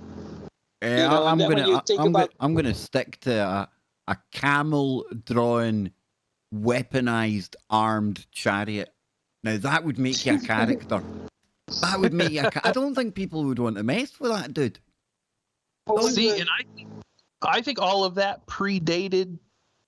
That predated when we had the horse and the chariot and all that. That was all from a previous civilization that had, that was, we had already went through the reset, right? And I guess that would be the flood and whatever the great catastrophe was that wiped that civilization out. And there was remnants, and there was people, or there was still some kind of lingering memory of what was previously there, which is why we still to this day talk about Atlantis and things like that. But they had that technology. When you brought up the chariot earlier, the very first, the kids are saying download. The download I got instantly was a chariot race in the ancient Greek times, and then some mystical woman didn't want somebody to win, and so they threw a portal in front of the chariot, and all of a sudden the chariot went through the portal, and somewhere right in your vicinity on the highway, a chariot just appeared going down the road, and someone's like, is that a chariot? You need to write a book, dude. You've got ideas like mine. I'm telling you, I would like to come across that in a book, though. Me and Nacy like similar sci-fi type books as well. I like that, dude. I like that. Maybe that could give rise to my camel-drawn chariot in this timeline. But you were mentioning magic carpets there. And I like that whole idea. You look at the pyramids, and maybe back then we're looking at a time when we really did know how to tap into the ether, the type of stuff that Tesla was tapping into. And if you've got some kind of contraption, some kind of device that's got just the right metals, you got just the right kind of conditions, conducive, electrical current.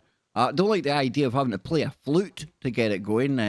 I tell you what, you're just getting up to a decent speed and the old lungs run out of old juice there, man. You're straight down to the ground until you get another flute player going. I don't know.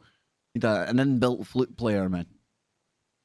You know what it sounds like to me, though? It sounds like some kind of forgotten technology that utilizes resonant frequencies. And obviously, you're talking about some kind of an acoustic levitation technology of some kind where you're playing some resonant frequency through, I mean, if you think about it, a finely woven fabric of special alloys or whatever, it obviously sounds like it has some sort of some kind of a property that likes to drive cars. No, I've definitely had to mute Nacy up there because it sounded like he was in the back of a dragster. I think he was going drag racing. Listen, let's get a little bit more of this story in before we switch gears into the demonic possession and the poltergeists and the exorcisms and all the Scotty, the woo Scotty has got planned. Yes. So I'm looking at the man himself, Nick Redfern. Anyone out there? I tell you, you were on the show where we had Nick on, Scott, weren't you?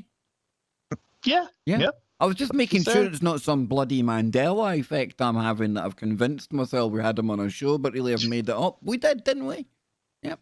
Yes. Me, you, and the Whistler. Yep.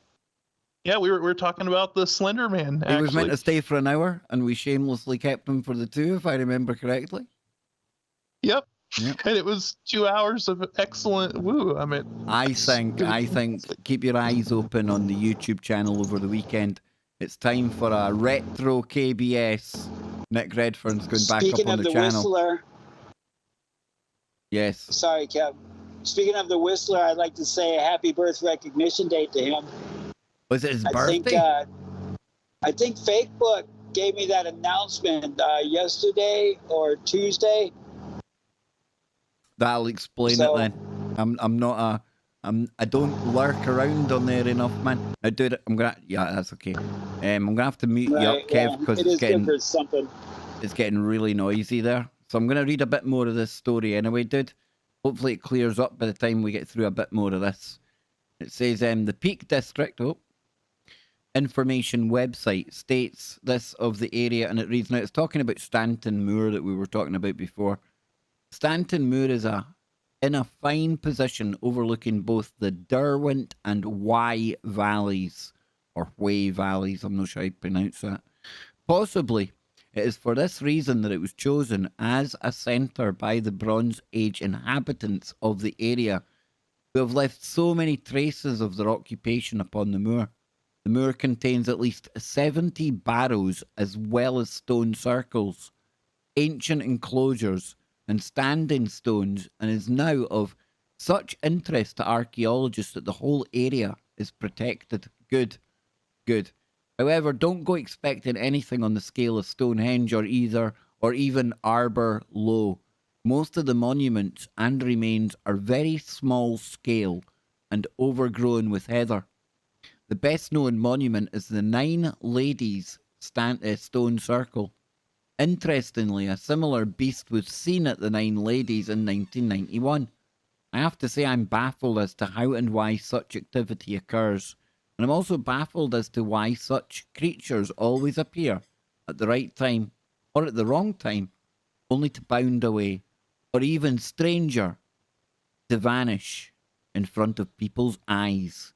And it even asks in the article, any theories? Any answers, Scott? Oh, just more questions than ever. Exactly. And no, I mean, to me, all this does is it just makes me think about your experience up there at Clavicairns and what happened at night, and you heard the banging of the rocks or the noises out there, and it makes you wonder what was going on. What could it have been? One of these wild men, these UK Bigfoots kind of hanging around that area just because that's just... Think of this. Remember the funny story about the man that got hit by the fish in the head? Oh, remember that? yeah, the Bigfoot threw it at him? Yeah. Scott, you're talking about not a million miles from Clava. Same part of the world. Oh, it's that same area. Huh? Yeah, I mean, considering the vast size of America, you would definitely class this as being within a specific radius that makes it the same area. Do you know what I mean? Okay. Yeah, both just north of Inverness. You know, well, I'm telling you, one's just north, and I think, if I'm right, Clava's just... Well, no, it's around about the same area, dude. Well, yeah, so I would consider that what we would call a localized zone of woo, you know, because it's going to happen in that whole immediate area. There's going to be a lot of like weird stuff going on. So, yeah, I think there's something weird going on around these sites, these Pictish sites, and I definitely don't think it was a graveyard like they said, and then especially when you see it from up above, and then you count that there's 12 stones around it, and you're like, oh, this thing's aligned to celestial stuff. It's the first thing I done when I walked into the area. My mum had been telling me for ages, you need to go here, need to go here. And the first thing that struck me was, yeah, there's a big kind of stone thing, but what's that outside it? It looked like a clock face. I'm like, 1, 2, 3. Yeah, 12 of them. Okay then. Okay, they were mapping things here. Then you find out that the passageways on the equinox, and you find out there's no graves. No graves, despite it being called a graveyard. Hey, who knew, right? See, and I think these sites in the UK, you know, and in Scotland, these circular stone sites, I compare them. I think they're on the same level as like a lot of the mounds and the different sort of like serpent sites and things like that you find here in North America, and well, down in South America too, that the indigenous people built, and you know, who knows how far back a lot of that dates as well. You know, it's the same sort of thing, and I think we're talking about the same basically level of woo that is concentrated around a lot of these sites. And I think Naysay can vouch for that as well. I think it's we're talking about these just really ancient sites of people who are doing things in a much different way and tapping into much different energies and just doing a lot of different things. We were pondering. On you go, dude. As we were pondering about the whole electromagnetic frequency and the fields that are created, I imagine at a time when the entirety of North America, we have a saying that at one time there were so many trees from the Mississippi River to the East Coast that a squirrel could get from one place to the other without ever touching the ground. And there used to be these giant 120-foot northern pines with like a 35, 40-foot diameter. So you imagine the frequency of the fields that these trees would add to the whole earth. And then it makes you think of the whole CO2. You would need a lot of CO2 just to feed, those trees, because that's how they, photosynthesis. So I imagine at one time, well, the romanticism, the nostalgia in me says that at one time my ancestors, as I was told, were making these wigwams or these ritual ceremony houses and literally transcending space and time, because that'd be pretty cool. And I'd be willing to try, in a positive manner, of course. How far would I be willing to go to do such a thing?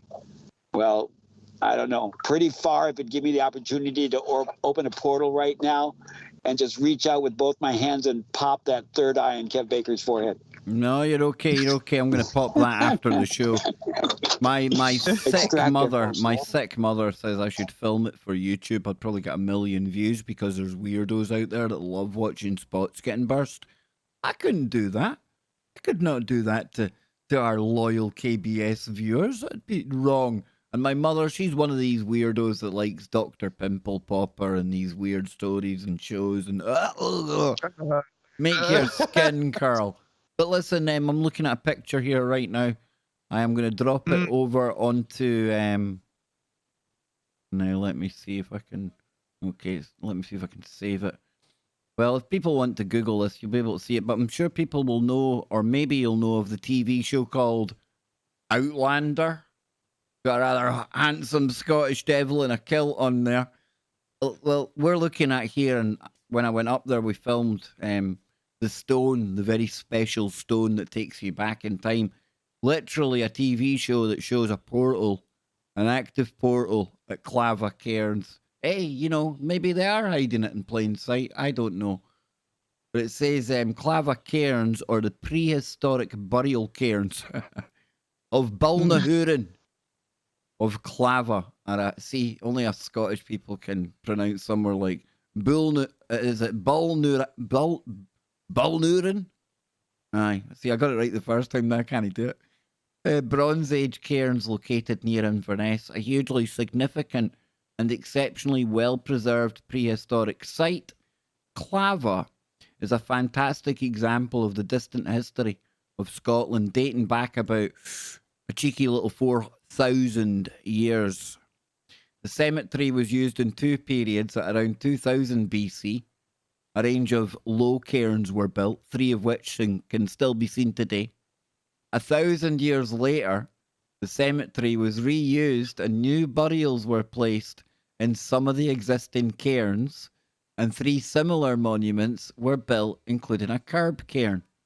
Traces of a smaller cemetery can be seen at Milton of Clava, a short distance up the valley to the west, and the cairns of Balnurin, Balnurin of Clava, extended along a great terrace raised above the River Nairn. If you go over the River Nairn and just jump over the Murray Firth, that's where the Bigfoot was seen. There's a little map here. You can see where the dot is. If you go directly northeast of there, just on that bit of land in there. So it's the same area, roughly. Bear in mind, Scott, when you look at that map, that's nothing like the scale that you see in American maps. We're a wee boy over here.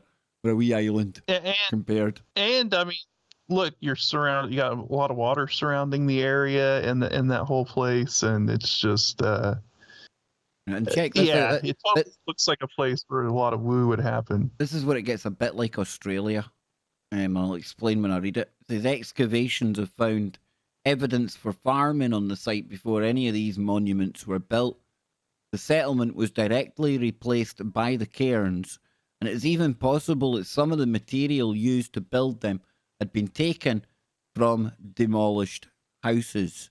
Now, the reason I said Australia comes into my mind there is because I was listening to somebody called Dr. Charles Koss, who would make an absolutely sterling guest for Freaky Friday. But he talks about how all the megalithic sites in Australia, and I had no idea, even after talking to Donnie and Luna, Jess, Dan, Bruce Fenton, and the Strongs, I had no idea how many of these stone sites there were. But get this, when us and the French went over there, we started using them to build towns and settlements. And now they're totally gone, no trace. So we'll be back after the break with 1 hour to go. Spooky, wookie, dookie stuff on the way from Scotty Lopez. We'll be right back.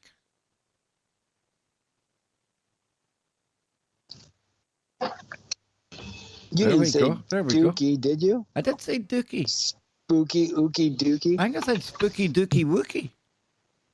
Maybe. You want to hear a horrible joke? Yes. He said dookie twice. Okay, here's a horrible joke. I'm sorry, but not sorry. What is it called when you get a face full of ectoplasm? Not sure. A boo cocky. No. No, no, no, no.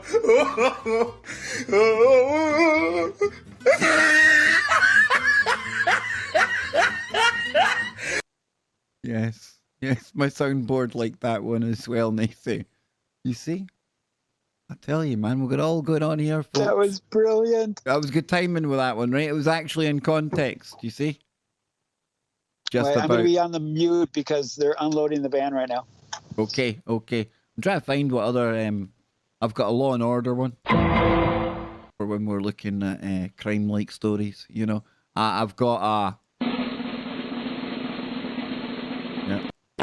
It doesn't finish with a fart. I just finished the sound with another. I've got that. Yeah.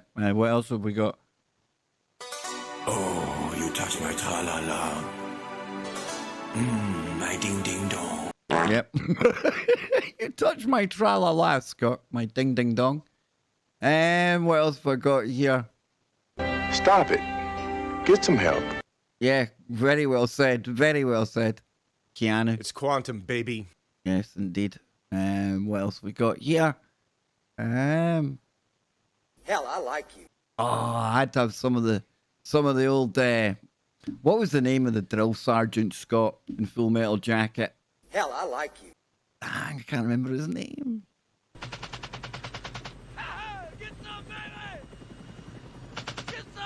Yeah. So yes, I will entertain you with my soundboard during the break. As you can tell, it's not the best of entertainment. I totally admit. Scott, can you remember Gunny? Gunny, wasn't it Gunny? Yeah, Gunny. Shut up! There you go. I thought that was a Gunny, but it wasn't. Ernie Lee, I think it was Gunny Ernie Lee. He passed not long ago, if I remember rightly. Yeah. This is my digging rifle. the soundboard. This is my gun. This is for fighting, and this, my friend, is for fun. My crappy claim to fame is that I done my basic training at the same place where they filmed that. There you go. Yep. They done the drill part at ATR Basingbourne, as it became known when I ended up there. But yeah, when they're doing the whole part before they go over to the war, that's all filmed in the UK.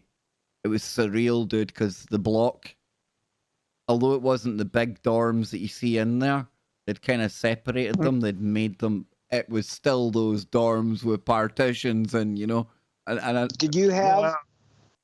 Yeah. Did you have a drill sergeant that like specifically looked for those individuals that he would just enjoy breaking? Well, I had it kind of weird because I was from Scotland. and it's not really. We were based in England. I was kind of lucky, or I thought I was lucky, because I had two Scottish corporals. They were in charge. Corporal was in charge of a section, a platoon. And we'll come back. We'll come back. It's almost that time. Where are we? Oh no, I've lost Skype.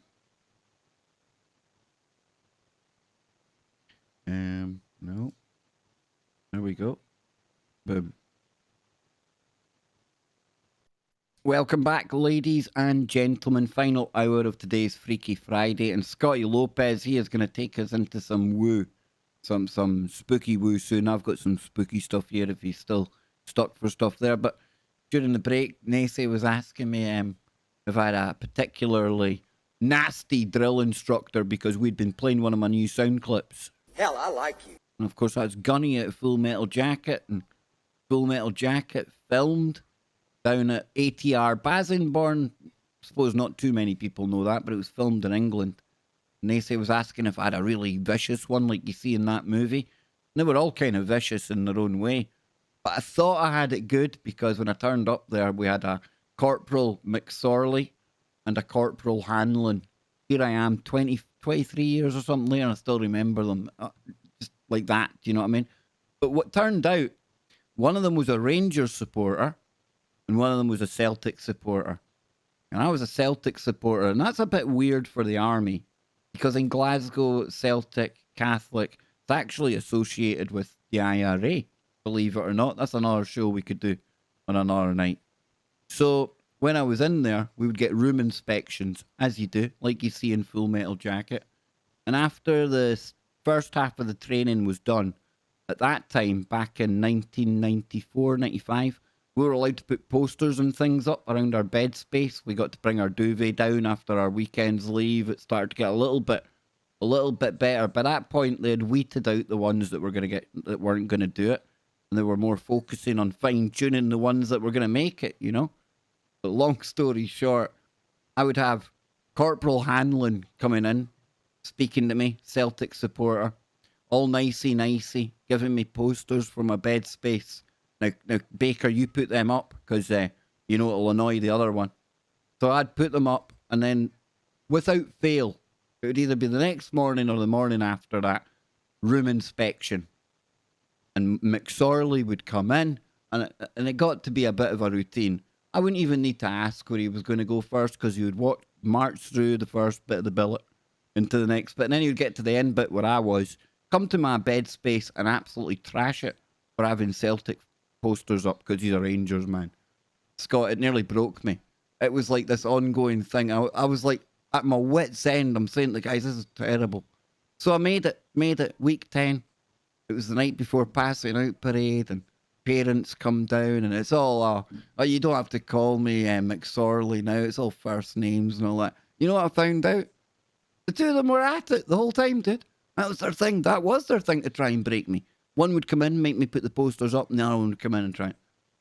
And I'm thinking, you absolute douche canoes. Douche canoes. I was about to say, It was their thing. It was their thing, Nacy. It was what they tried to get me with, man. Who knew? We had this drill sergeant that had a list, and what some people commonly refer to as dust bunnies or dust tumbleweeds, he called them ghost turds. But he had a list. So he'd say, ghost. And if you laughed at his list, he would drop you and you would get the workout you wouldn't believe. Oh, I could believe it. I could believe it, Nacy. I can believe it. Oh, boy. Yeah. So he would come walking in the barracks out loud saying, so is there any ghost turds in here today? And people would just be fighting to keep a straight face. And he's just eyeballing everybody, waiting for somebody to laugh. Because the minute you chuckled or giggled, it would be like, you laughing at me? And then you had it. It was like a hornets. Well, killer hornets. One of our listeners, Kazi, I've not seen her for a while. Great to see you again, Kazi.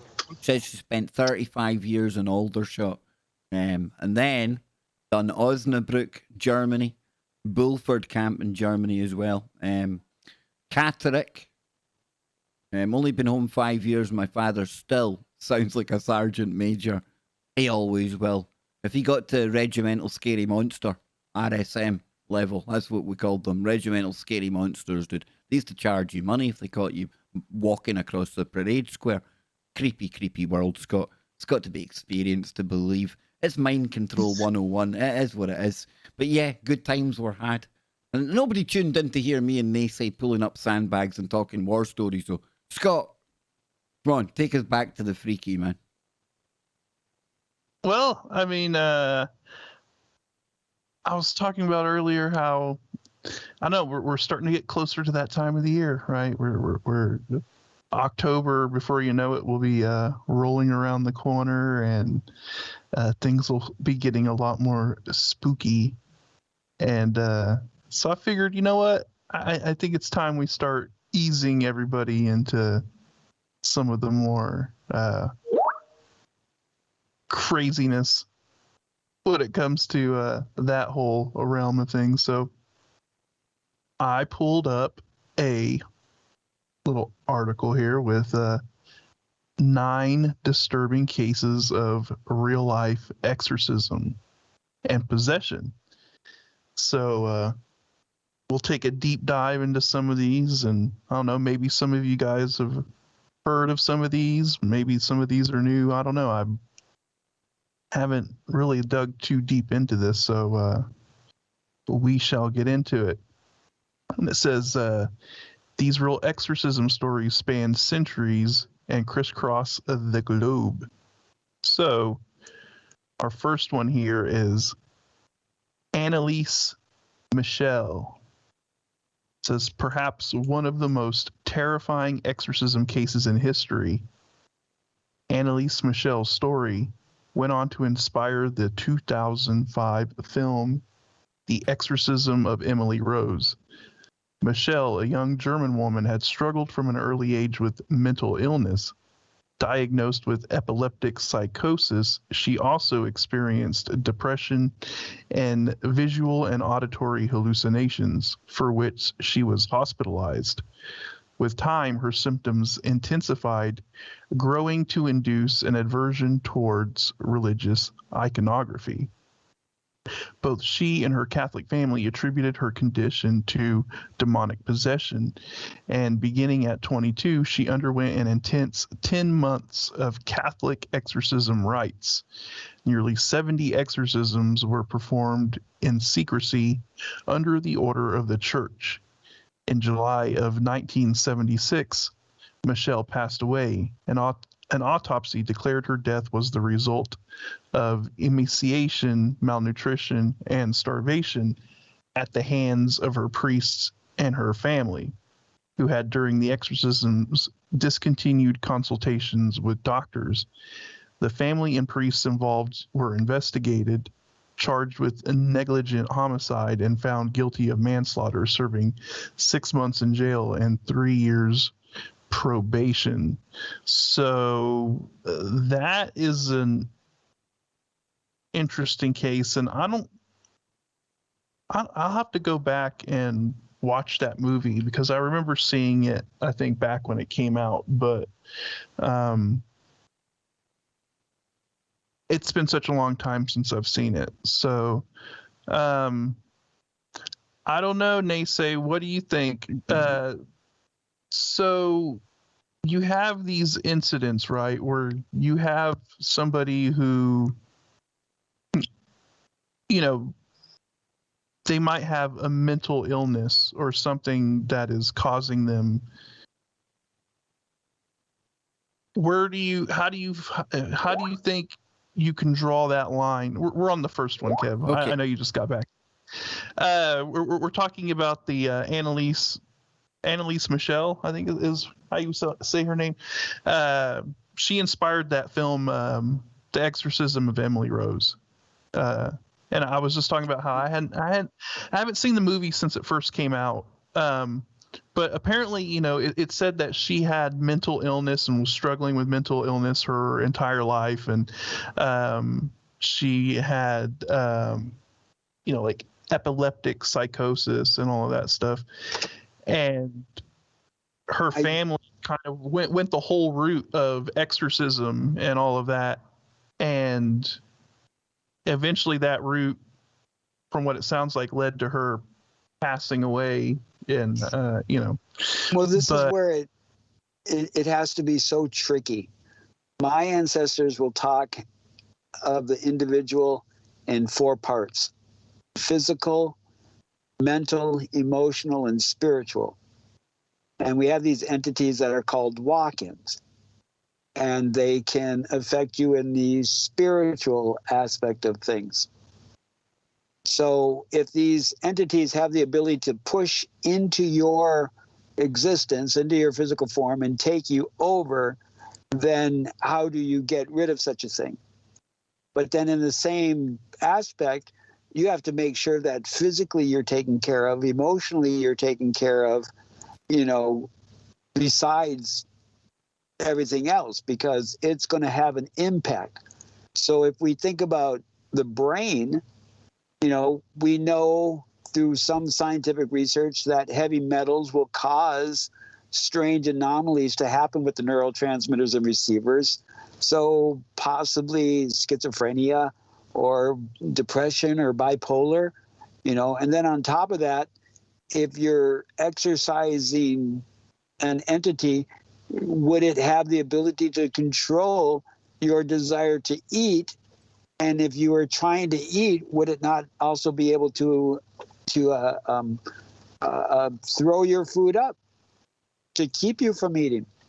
Because if it is an all-encompassing evil or negative entity, they're going to try to do evil negativity against you, which would be messing with you mentally, physically, emotionally, and spiritually. Yeah. Yeah, it's one of those things to where it's like just the very nature of it, like the very nature of a being possessed and having to go through something like that, immediately exhibits the symptoms of being mentally unstable or having a mental illness, right? And for a limited time. And for a limited time only, you can have the Freaky Friday special with the Roo Quoo. And for $19.99, I will help you exercise. But we're definitely going to start with some push-ups and some crunches. Indeed. Buy the Naysay workout program for only $19.95. You get by the power of the almighty pinky toenail, I compel all negativity to go What are we somewhere talking else. about? Come on, man. Excuse me, it's ma'am. So that's the crazy thing about the possession thing, is that where do you draw that line, and how do you know, or how do you figure out if somebody is actually possessed, or if there's something else going on, like just their mental state or whatever? And throw holy water on them, dude, and see if holes start burning in them and stuff. Yeah, well, what about if somebody is doing it just for the attention? Well, I think that happens a lot. I think right, and the commitment to playing, acting possessed. I gotta tip my hat to them. Just a cap. So, continuing on here, let's move on to case number 2, and this is Anna Eklund. It says, often said to include speaking in tongues and in strange guttural voices, levitating and clinging to bedroom walls, disturbing thoughts and revulsion of holy objects and sacred spaces. Eklund's possession spanned several decades, beginning in 1912 when she was just 14 years old. Now, can I butt in here, Scott? I need to butt in because there's something I want to clear up here, right? This whole speaking in tongues thing, right? I mean, I'd heard about this thing, like speaking in tongues, and was he speaking in tongues at you? And then I must admit, when I was having my problem with shadow entities and weird things going on, I experienced somebody firsthand in my physical presence praying in tongues over me. Let me just tell you, ladies and gentlemen, I have never heard anything that sounds as close to being demonically possessed as I did until this day. Sacramento, Conte.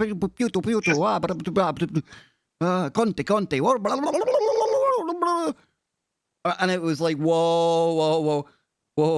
I didn't know whether to appreciate it or run for my life, dude. I just had to, whoa, what's going on here, man? I thought to myself, if there's any ghoulies in me, they're gonna get scared because I'm scared right now. No wonder this works. So I don't think it's a thing. I don't think it's a thing. One thing that I came to the conclusion through reading these different texts around the world is that at one point when they said that somebody could speak in tongues, it meant they were bilingual, that they knew many different languages of the region. So like if you were looking for someone who spoke in tongues, it was usually like someone who was into the trading of things, because they would have to talk different languages so they can communicate trade. And so the more languages that you learn, the more tongues that you spoke. Yeah, that's one way to use it. I think it's just a question of context, isn't it? Because I've heard it used that way, and that act, this performance, this thing. But like I say, I'm not buying it, dude. I ain't buying praying and like speaking in tongues. Get out of here. What? Conto. It's a Latin thrown in there and reverse speech, and I swear to God, I swear to the big man up there, he would not work through somebody like that. I have to believe that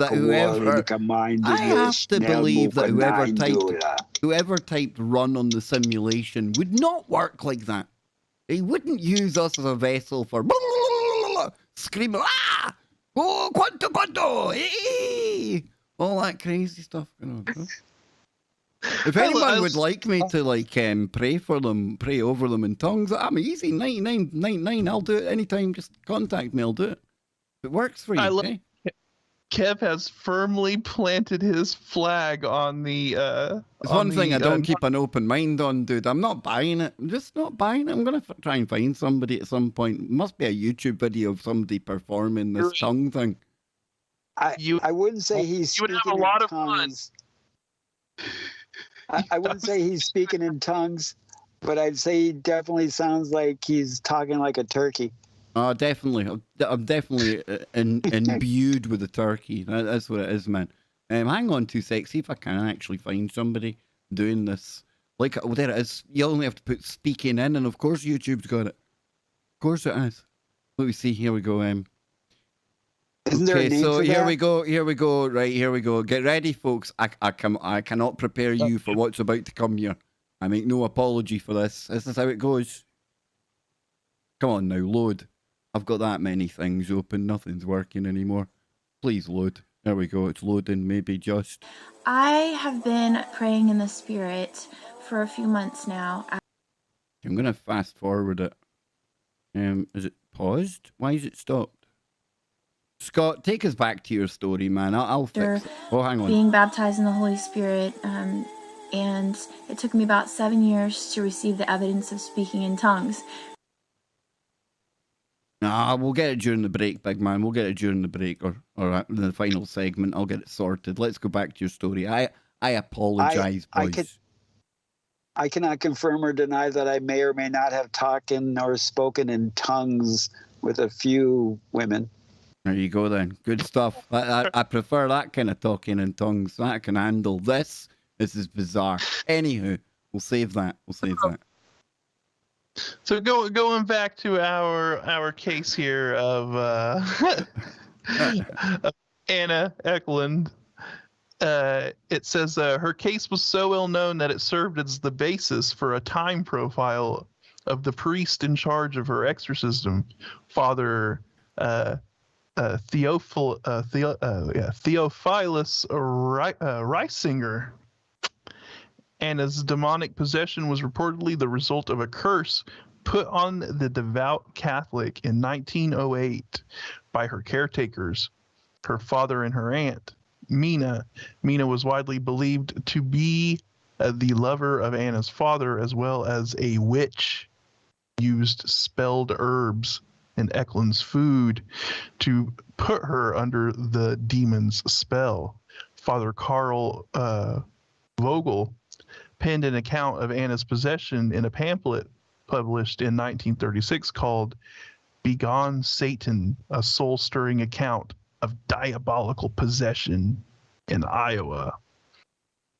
Sounds pretty dark. The first exorcism performed on Eklund in 1912 was successful for a time, but Eklund would be possessed again by even more demons in 1928.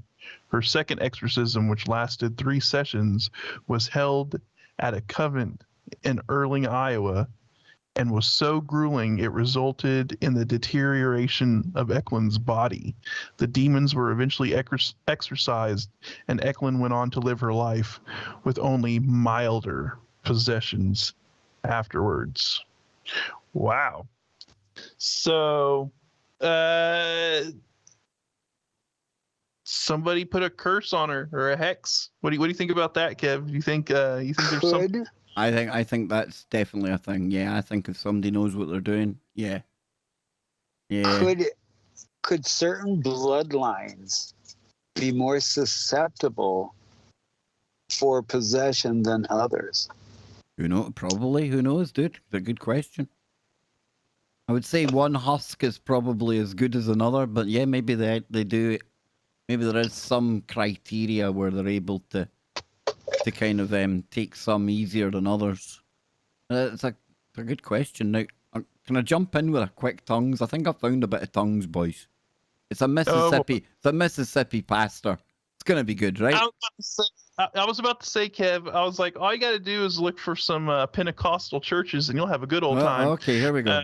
Will we try it? Yeah. Here we go. Yeah, let's see. Okay, I've muted. Hang on, I need to unmute the tab. If somebody's got demons, if somebody's bound by demons, they don't need the men in the white coats.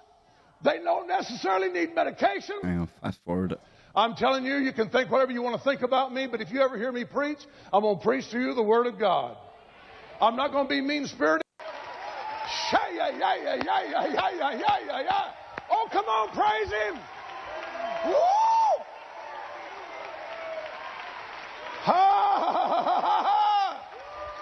My God, feel that. Thank you. Oh, I said revival. Come on. Beginning to think. No, he's not doing it, Scott. I'm disappointed, man. I'm disappointed. Listen, my hunt goes on. Back to you, Scott. I'm disappointed in that.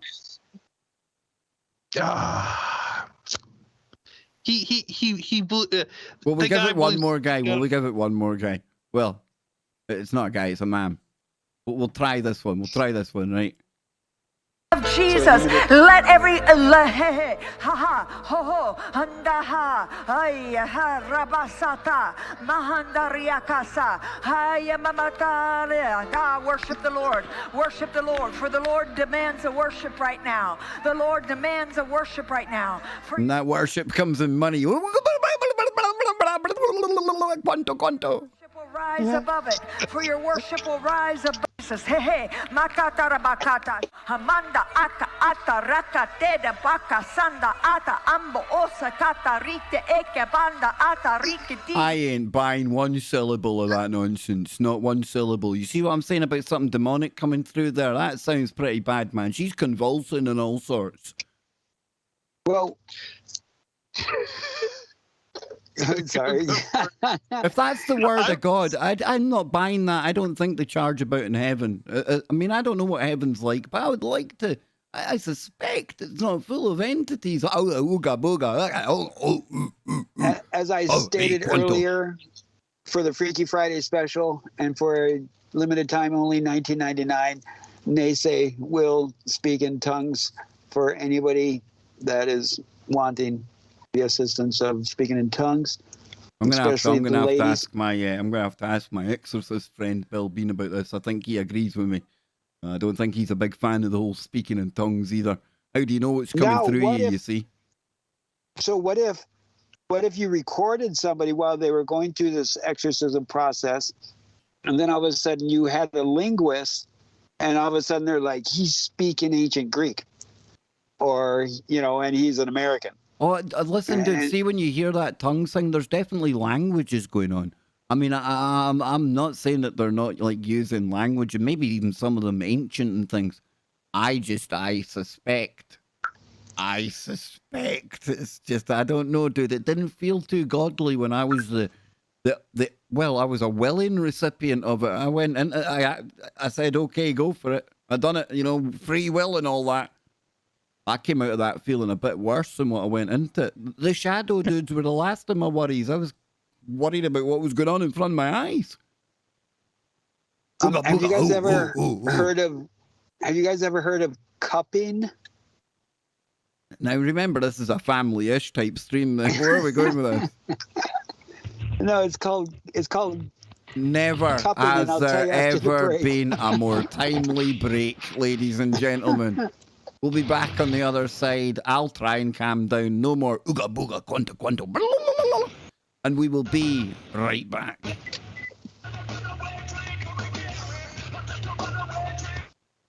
There you go. There you go. Yep. There you go. I think we should have a look for some. I think we should maybe have a look for maybe one more of these crazy people. I'm just saying. I'm not saying they're crazy. I'm just saying I don't buy it. All right, so I just would like to say, the ones that like to do a lot of the talking in tongues and stuff are the Southern Pentecostal churches here in the U.S. The ones that have like the priests that handle snakes and stuff like that. They get wild with that. I'll tell you what, if Jameson keeps rolling him up like he's rolling him up, I'm going to be speaking in tongues. there's a lot of people, judging by the videos I'm looking at here, there's a few people kind of agree with me, people talking about it being some bad juju and things.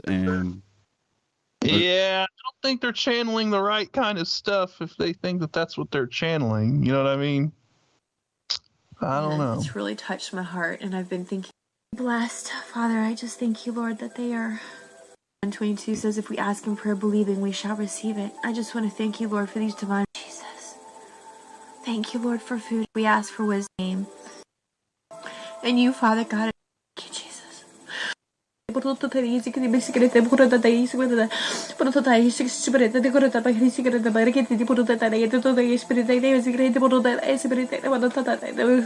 that shit's clean out of a horror movie. Did you hear what she just said, It sounds like me watching General Bakshi on 2 times the speed. It's horrendous. What's happening there, Nacy? What's going on with her? Well, I just heard her after having about 2 cappuccinos in the morning saying, like, I was really upset this morning because my husband got up and he didn't say anything about the breakfast that I made him, and then he was going to sit here and eat the breakfast, and he just ate half of it, and I spent all this time cooking this breakfast for my husband, Man, and he just left and grabbed his... down the matrix. You managed to catch it. Hey, listen, each to their own. You know me, each to their own. But, I mean, my own personal opinion on all that is I don't think I'm buying that one. I don't think I'm buying that. You look skeptical. Man. You look skeptical, Scott. Come on now. I know. Me, I'm going to be hated by people that speak in tongues everywhere. Out of the 92 people and one over on Twitch right now, they'll give you a tongue lashing. They will. They say they will. Will it be in tongues or just a lashing? You see that? Yeah. Just saying. As long as there's an agreed upon safe word. We always have a safe word. My safe word is bullwinkle.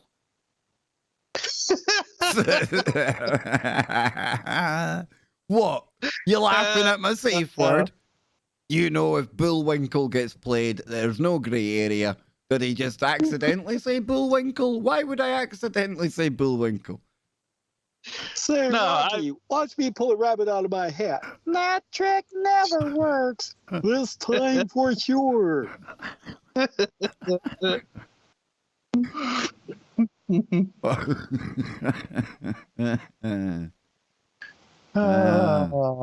Indeed, Scott. I'm going to shut up when we come back. I'm having too much fun tonight. Anne's telling me to calm down. The wee man's telling me to calm down. What can I? If you hear my weather radio start going off in the background, things are starting to look. If you hear the audience at TFR going, "Where's Freaky Friday?" That's because I've forgotten to take us back. Welcome back, ladies and gentlemen. Final segment of today's really outrageously brilliant Freaky Friday. I know I shouldn't say that because I'm probably one of only 3 guys that have enjoyed it. No, I hope all of you out there have enjoyed it as well, as Scotty and Nacy have. But don't forget, listen, last week, yes, special occasion, Paranormal Portal, Freaky Friday team up. But there's no reason why it shouldn't be like that for you every week out there. Just stay exactly where you are if you're over at tfrlive.com. And if you're listening on the YouTube, it's really easy. Paranormal Portal, couple of clicks of the mouse, and you get your 5 hours. Okay, so I think we need to really make more effort to make it, that people do jump over onto Brent's. It'd be pretty cool, right? Exactly. I mean, if you guys enjoyed what we did last week, the 5-hour extravaganza, I mean, you essentially get that every week. Just keep hanging on out. And, after Freaky Friday, Brent and Dawn take over with the Paranormal Portal, and the woo just continues from there. In fact, they take it into the stratosphere. Just hang on for 2 more hours, for the love of positivity. 2 more hours here on TFR Live. 2 more hours, Paranormal Portal. Yep. And Brent's got his own YouTube channel, and they broadcast Paranormal Portal on his channel. So for those of you on the YouTube as well, I mean, jump on over.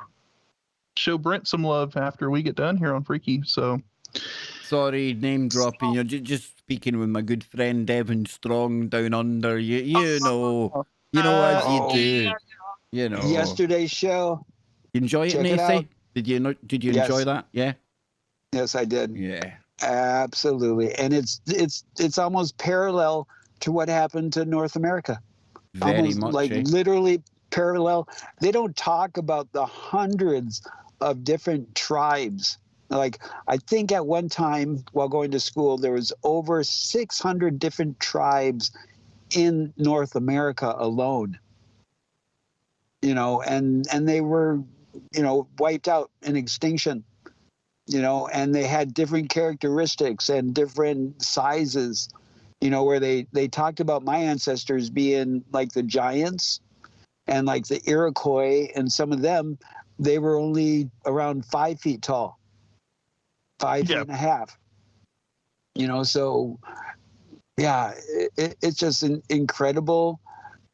Why that's the incredible pondering. Why do they want to suppress this alternate history or his story? That the only thing I can ponder is that when it went against the Christian dogma at one time, when Christianity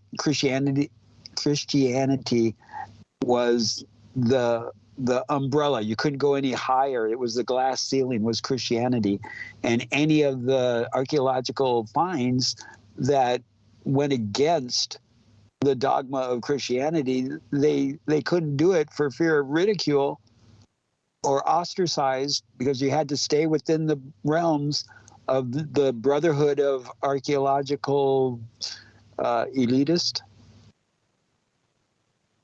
Yeah, definitely. I mean, that's why a lot of that history has been hidden. And I would say nowadays even more so it's greed and money, because you've got the old school, the professors with tenure that have built careers and 10 books in the bank about a way a certain thing is, and there ain't no way they're going to help peer review anything or any way to maintain that storyline, keep that going. But I'd like to think, Scott, I'd like to think that as we're moving forward, I see in science a lot of new kind of ideas and things being bandied about dark energy, the kind of things that we've said, they need to look at these stuff again. You got to hope that eventually we'll get there. Maybe not our lifetime, right? But I love the little hairy creature or the little hairy person that was given. They were given a higher statute as being like the peacemakers. They were like the what are they called? A mediator. Yeah, we've done it in Scotland as well. Our First Minister's a little hairy person, but don't trigger me. Anyway, Scott, back to you and The Exorcist.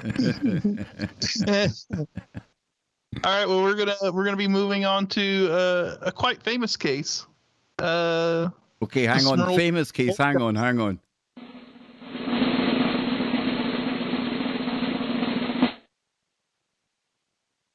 The Smurl's poltergeist.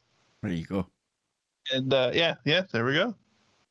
And I think anybody who has done any bit of research into the paranormal and whatnot has come across this case.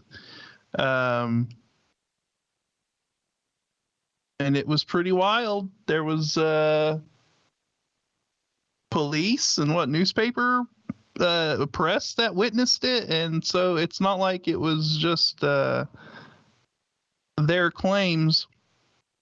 But yeah, so it says, unlike many other well-known cases of demonic possession, the Smurl family claimed it was not a person who was possessed. Instead, they claimed their West Pittston, Pennsylvania double-blocked home had been taken over by a poltergeist. The Smurl family's case was both highly publicized and heavily scrutinized, discredited by paranormal professionals and clergy who claimed on several occasions that nothing unusual was happening at the residence. However, paranormal investigators and demonologists Ed and Lorraine Warren that's the ones out of The Conjuring. They're like, if you've got ghosts and things, they were the people to go and get, dude. Yeah, they were like the go-to if things was really getting crazy back in the day. You know, today there's a lot more options of people that are willing to go out and investigate something, or have a demonologist or something. But back then, you want to talk about being a fringe field to be into at that time. I mean, paranormal investigation was just in its kind of its infancy at the time, and not really that widely. I think next week it'd be interesting. I'm going to do that. For next week, I'm going to do a segment on Ed and Lorraine Warren, because the cases they've worked on, when you put them all together, what a body of work in the paranormal, Yeah, they laid the groundwork and the framework for a lot of things that paranormal investigators, do today. So, I mean, they're real pioneers in the field. Can you imagine we had live streaming when they were doing some of their investigations, dude? Imagine they were live streaming it and things when they were in some of these locations that were bona fide, haunted, man. Things really going on, I mean, just think about the incredible audio evidence that they already have, that they were able to capture on cassette tape and all of that. So it's pretty wild. Some of our younger listeners out there are nudging their parents going, what is this archaic thing Scott talks of? A cassette? What? A tape? What? What are you talking about? Tape? Magnetic strip? What? I recall that they were getting these strange noises on old cylinders even before the phonograph, when they were able to do the cylinder recordings with the hand crank phonograph, that they were picking stuff up.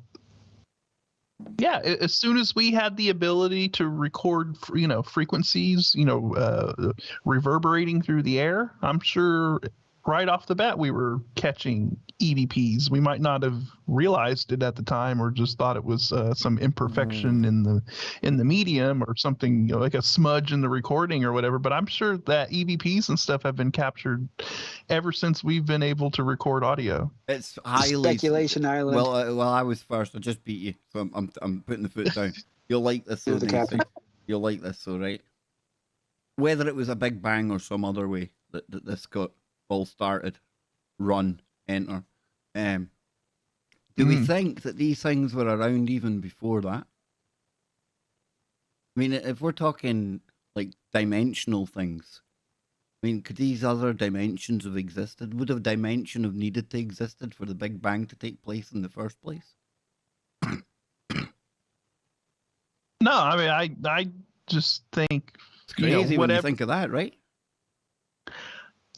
Yeah, no, you're right. Look, I just think the quote unquote Big Bang. I'm just gonna group it under that umbrella. We'll just the start. Yeah, the beginning or whatever. I mean, that was just the beginning of our simulation, or wherever our parallel universe decided to begin or branch off. And who knows how many farted out of the real universe. Yeah, it's like, think of when you see like a lightning bolt or whatever spreading out throughout the sky or the clouds, how it just keeps branching off into smaller and smaller and smaller who knows which timeline we are that branched off from much another filament which might branched off from something else and branched off from something else, and we have no idea. Our universe is just one even of what we're talking about here, dimensions, timelines. These are things that we've all like constructed, right? We don't really know. Like, we've never been able to physically examine two different timelines in a laboratory per se, but yet everyone talks about it. It's almost like consensus reality. We've all agreed there's other timelines, and I like it. I like it. And you know me, I'm quantum. I think there's many worlds. So, but again, all of these things constructed by our own little brains that can't even work out what the brain is. Well, I've pondered.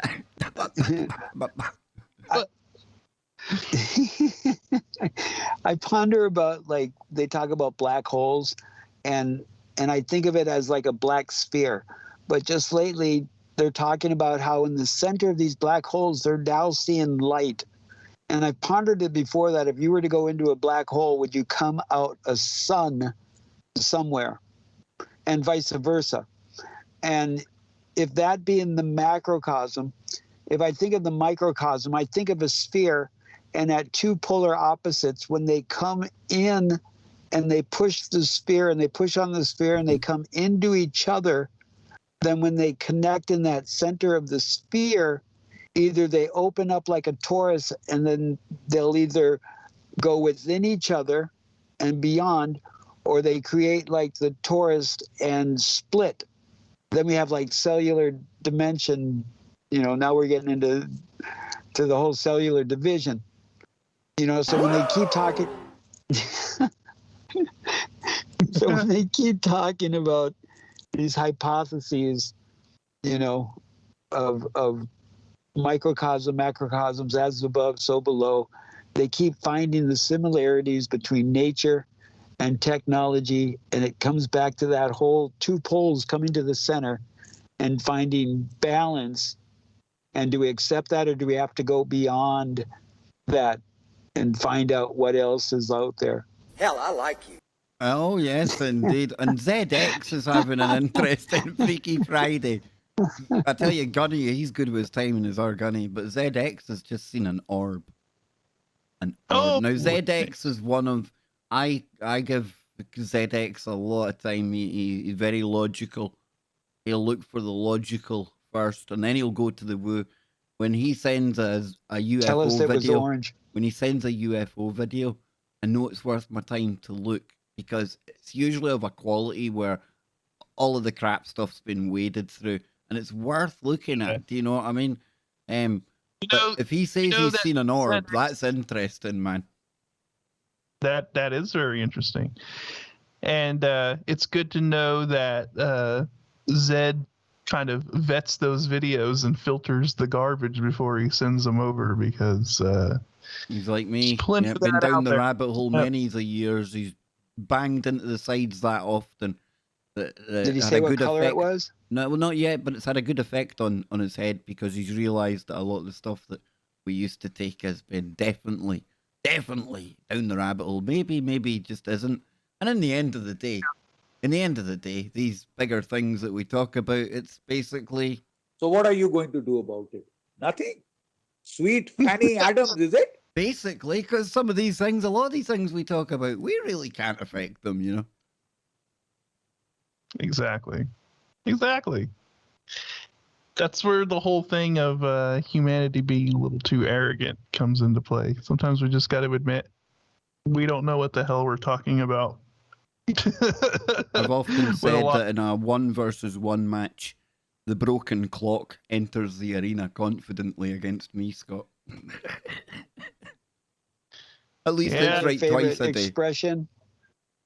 Another favorite expression is, it is much better someone think you a fool than open your mouth and prove them right. Ah, I like that. So ZX has updated us. Just saw it wobble downwards out the corner of my eye. Turned to see it low or go low, then disappear. It was white. A white one. When I was a child, I caught a fleeting glimpse out of the corner of my eye.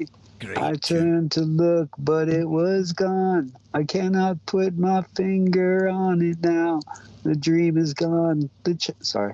No, that was good, Pink man. Floyd. You get a Ric Flair for that one. That was worthy of the flair.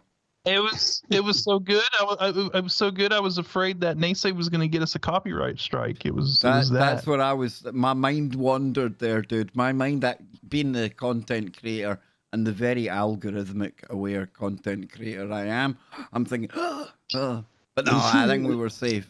As good as you are at singing, Nase.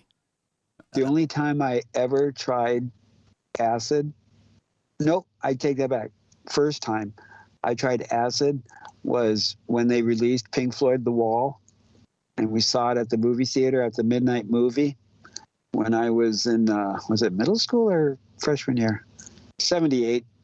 I think that was when the movie was released. It was a wonderful experience. And that movie is still relevant today. I encourage people to check it out. Nostalgia, but it's very relevant of what's going on today. Indeed. Indeed, if you don't eat your meat, you can't have any pudding. All right. Let's get back to let's knock some of these possessions out real quick. So going back to the Smurl family here. So we had paranormal investigators and demonologists, Ed and Lorraine Warren, claimed that the house was occupied by a very powerful demon, performing several exorcisms on the home to rid it of the dark shadow they saw there.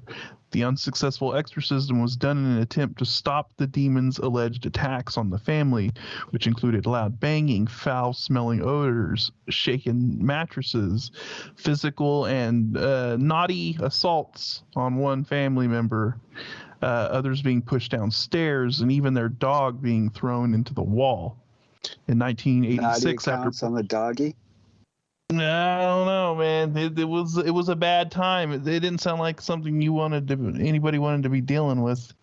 It says in 1986, after publishing a book about their experiences, the family claimed intense prayer had helped return things to normal. Although the family matriarch said there were still odd occurrences in 1987. So yeah, very. Notice it doesn't say praying in tongues anywhere. It just says prayers, folks. Don't do the praying in tongues bit. Yeah.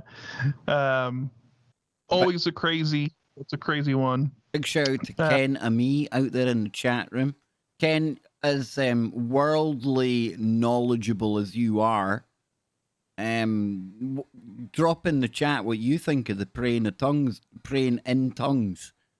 Because for me, it's some hokey-cokey, freaky-deaky, satanic-sounding, demonic stuff going on there. But I might be wrong, man. I might be wrong. So, Scotty, next up. All right.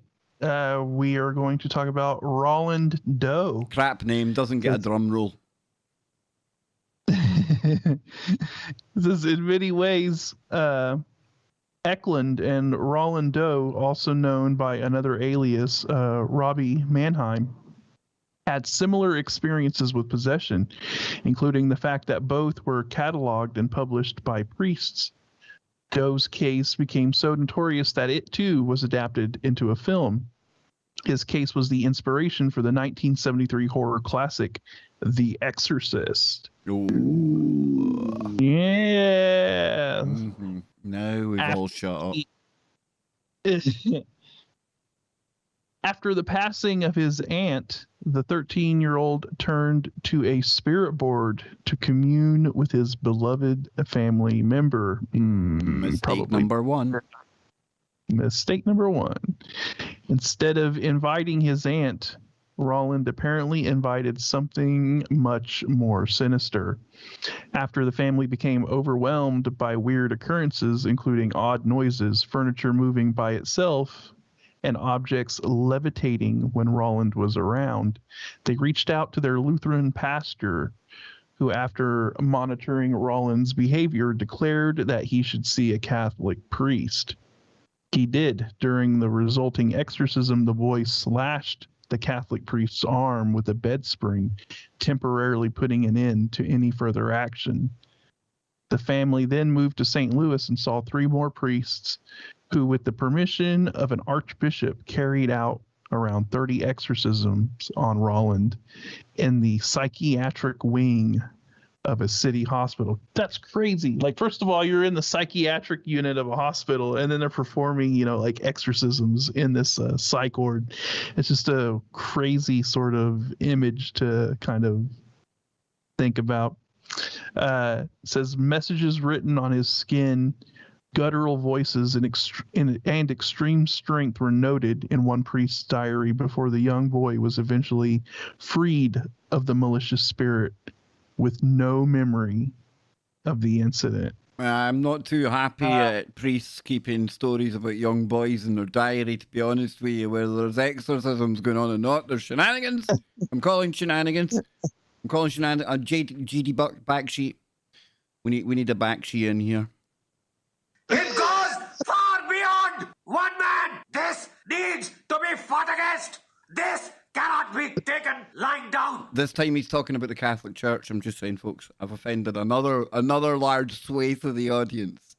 Hey, who knew that Freaky Friday would become the new show where I do my best to lose all of our listeners? The one thing that I enjoyed about the movie The Exorcist, that they put a lot of psychiatrists and sociologists into the making of that movie, to where they literally within the soundtrack, they added things to make it more disturbing.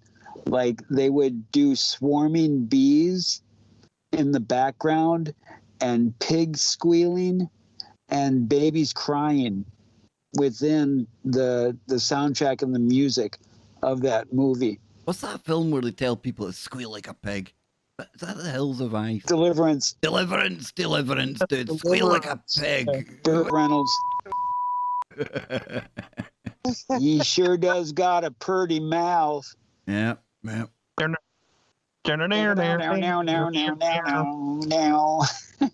I like it. Jinx, you owe me a banjo. We're almost out of time, ladies and gentlemen. Almost out of time. This has been absolutely fantastic. I've had a great laugh tonight, guys. I hope we got enough woo out there in between our anecdotal evidence and stories and speculations and little boys, all that stuff going on. I had no idea that Kev was going to be so fervently against the speaking and the whole thing of speaking in tongues. If I'd seen it online, I'd have gone, okay, fair enough, but weird. Don't know what to make of that. When we're gonna have to get a hold of Rock and Rio. I don't know whether to call it. Sorry, I don't know whether to call it a willing recipient or an unsuspecting victim of somebody praying over me in tongues. I don't know which way that rolls. Either fit. Either fit. I don't know what to do. It's weird. I want Rio to get a hold of us. Sorry, Scott. No, I was just saying you're just skeptical about where that tongue is coming from. Is that usually it doesn't bother me one iota where a tongue comes from, as long as it's hanging out a female. Usually that's all I care about, What is going to be incredible is when Rio gets a hold of us and he says, when Kev was speaking in tongues, he gave us the answer to the secret of life. He was talking about how much he confesses his undying love for AOC. Yeah, there's a little bit of a project. Rio can see if he could play your speaking in tongue backwards and see if there was any backtracking. Don't listen. He freaked me out when he came on KBS before, dude. Freaked me out. He had done KBS. He had reversed me, man. I asked him to do me. Ooh, how did you turn out? Were you congruent? Were you or were you unveiling your darker side? So I asked him to look over one of those council meetings when I get all up in the face of some of the council members, and I call them out. And right away he said, without me saying anything during the thing, he goes, "You don't like so-and-so, do you?" And I'm like, "Well, I'm not a fan of him." He's like, "Well, your reverse speech, you were saying a few things about this guy." Oh, see, you got to be careful that reverse speech thing going on. But I can tell you that nothing is reversed when you go through the paranormal portal. Stay tuned. If you're on YouTube, head to the paranormal portal or tfrlive.com, the home of Freaky Friday, and wherever you are, make it T, F, and R. There we go now.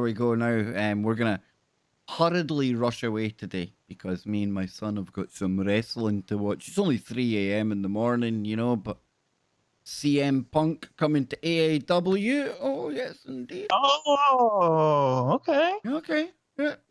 Okay. Yeah.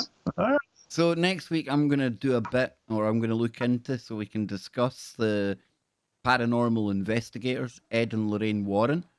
We'll go full. How about we go full ghostly hauntings, hauntings that have led to movies, movie hauntings, weird stuff like that.